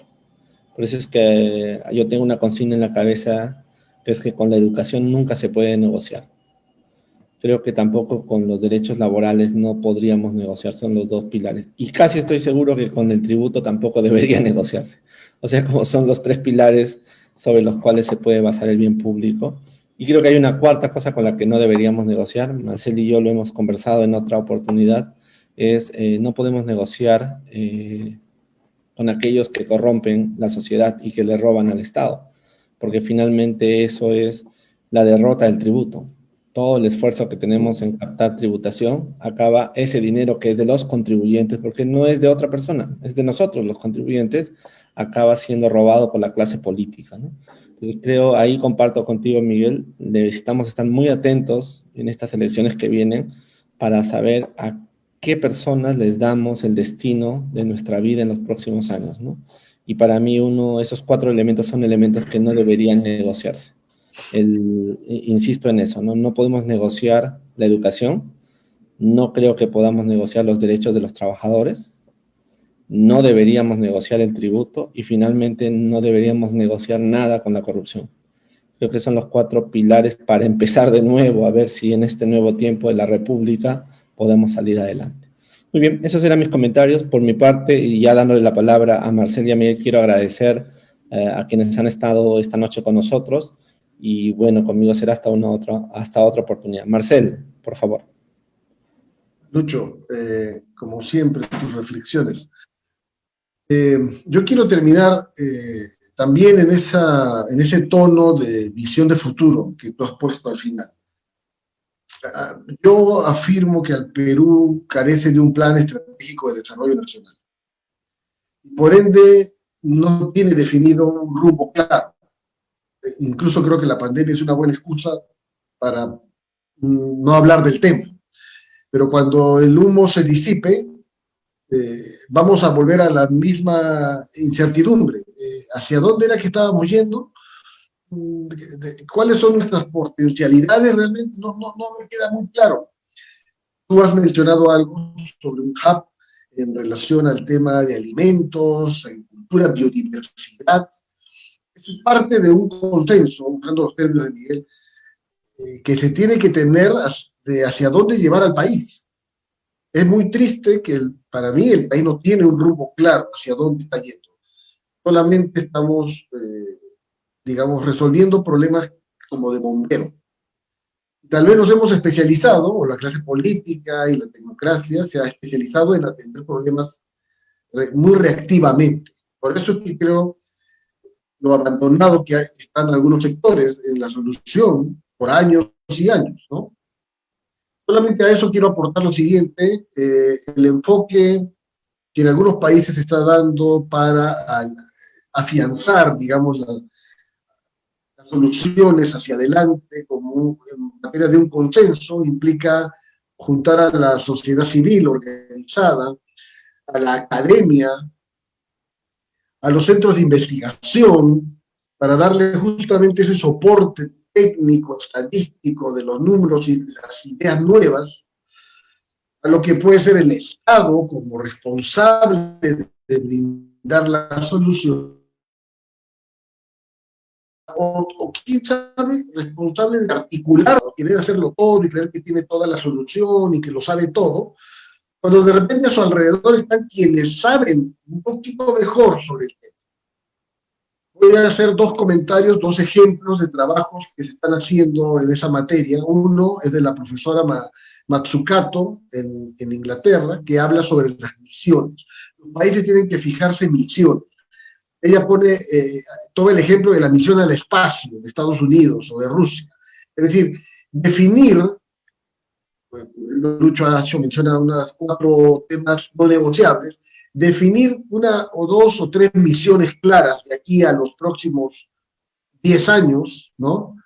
Que a veces la aspiración de un plan de desarrollo puede ser muy ideal, pero no sé si eso realmente se llegará a materializar, pero al menos misiones concretas de cambios estructurales en los que aprovechemos nuestra potencialidad real, ¿no? No digamos que solamente el Perú es conocido por China, que tal vez fue incluso más una iniciativa privada que pública, y que, bueno, se ha tomado de alguna manera, pero somos más que eso. Yo diría que ese enfoque y otro que el BID está manejando ahora, que es juntar a empresas privadas con entidades públicas para apoyarles en la solución de problemas muy concretos y hasta aparentemente simples, pero con la experiencia privada le va inoculando algún tipo de nuevas formas de resolver los problemas. Hay casos muy concretos, el Instituto de Cancerología en Bogotá, en Colombia, la Defensoría del Pueblo también en Colombia. Colombia nos lleva una ventaja en institucionalidad pública, hay que aceptarlo. Y pues esa alianza público-privada, pero más comprometida y tal vez con más confianza, porque hay desconfianza, creo que nos puede también ayudar más a las soluciones de los problemas con los cuales estamos batallando ya demasiado tiempo. Gracias, Lucho, gracias. Gracias, querido Marcel, como siempre. Miguel, por favor, tu reflexión final. Ok, lo que tú preguntas ya está, no sé si la palabra resuelto, pero ya existe el consenso universal, es el trabajo decente.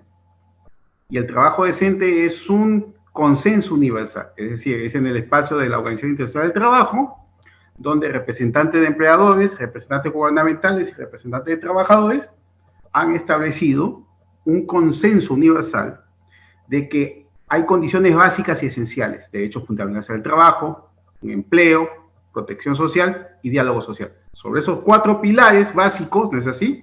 Tienes un trabajo decente que responde a la dignidad de las personas. Entonces, no hay que inventarlo, ya existe, lo que hay que es materializarlo. Entonces, no cabe ningún empleo que suponga una violación de ese trabajo decente.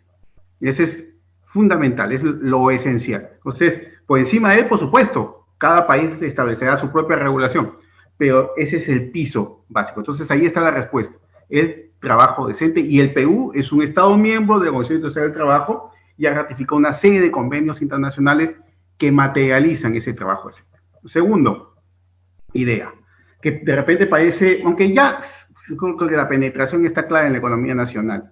¿Qué cosa es? Vivimos supuestamente una 4ª revolución industrial en el mundo, ¿no es así? Hablamos de la economía digital, etc. Entonces se habla ya también del trabajo digital. Y el trabajo digital tiene dos también pilares. Uno es la robótica, que está sustituyendo a los trabajadores de la industria manufacturera. Ese es uno. Es el mejor ejemplo, digamos, del impacto de la robótica en Japón, ¿no? Donde han desaparecido los trabajadores asalariados de las empresas. Y en el plano de los servicios, donde ha habido mayor impacto en nuestro país, son las plataformas digitales, plataformas que hay desde microtareas o estas prestaciones de servicio, ¿no? Que hacen desaparecer determinado tipo de empresas por este ingreso a estas nuevas plataformas. Bueno, estos son los 2 pilares del trabajo del siglo XXI, ¿ok? Entonces, debemos pensar en ese escenario cuáles son las respuestas que debería el Estado peruano o la sociedad peruana frente a esto que ya está aquí. Yo siempre digo, no es que va a venir, es que ya está, ¿no? Ya está aquí. Entonces, no podemos seguir dando respuestas, inclusive laborales, pensando en respuestas del siglo XX. Ya no estamos en el siglo XX. Es decir, tú en tu primera intervención dijiste algo que ahora acabo de recuperar la idea.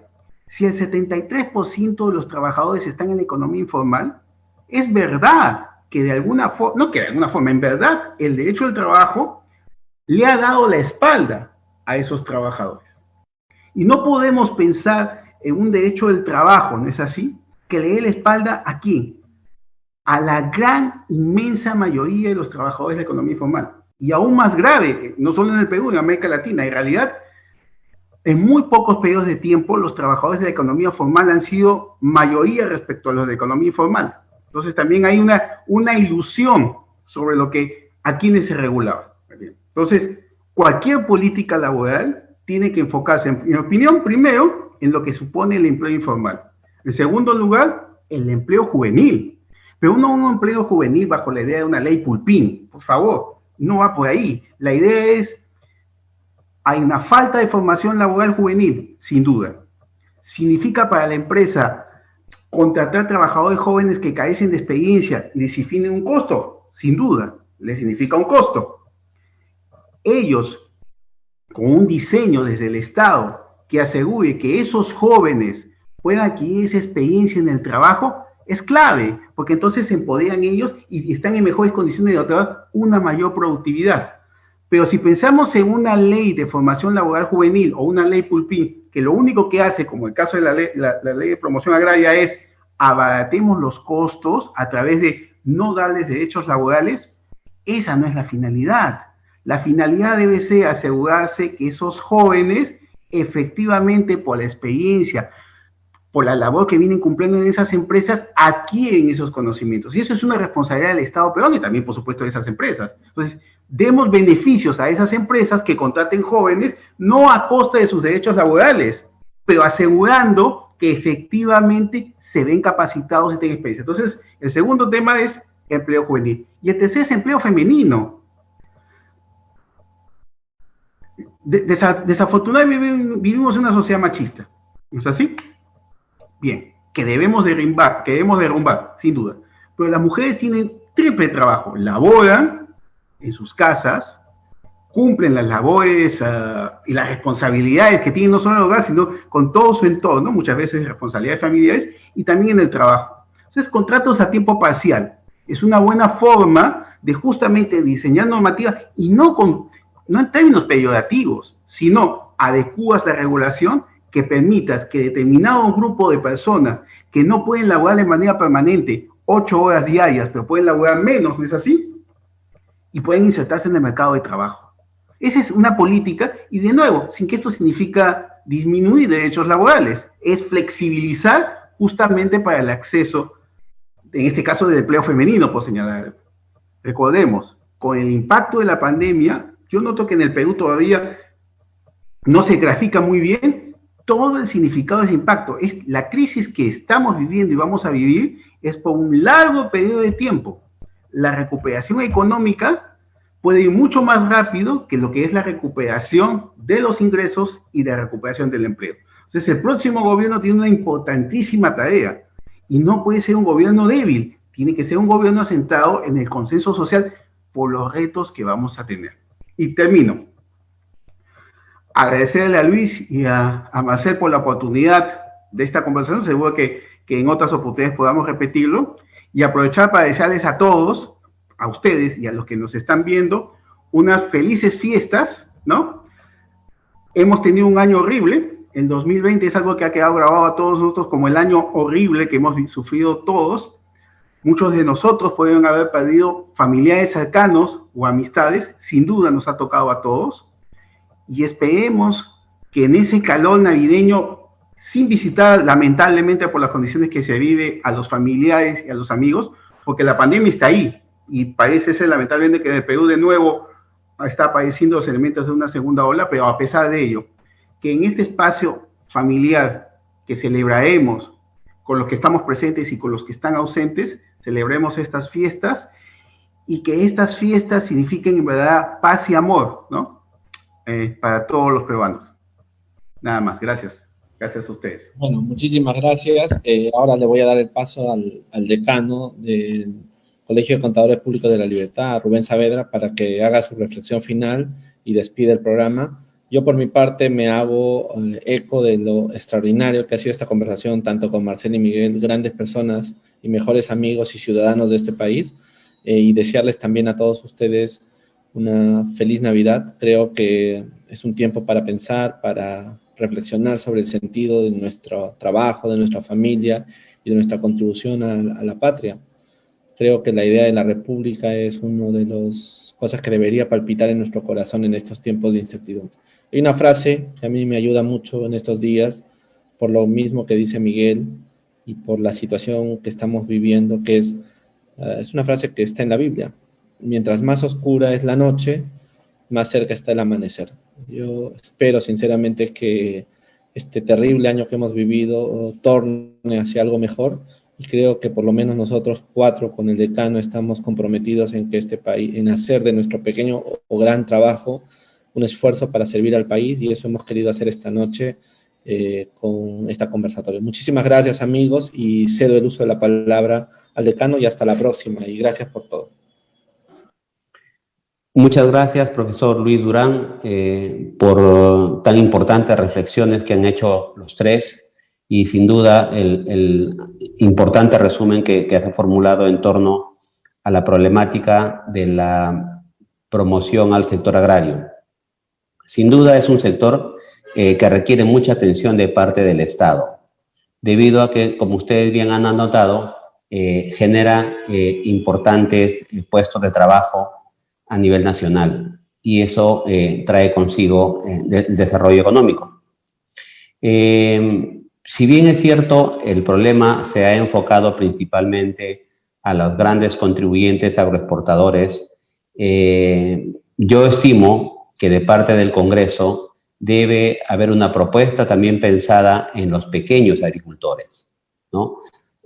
Hacia los años 2000 habían normas que proponían o que facilitaban el cumplimiento voluntario de parte de los contribuyentes, pequeños contribuyentes del sector agrario.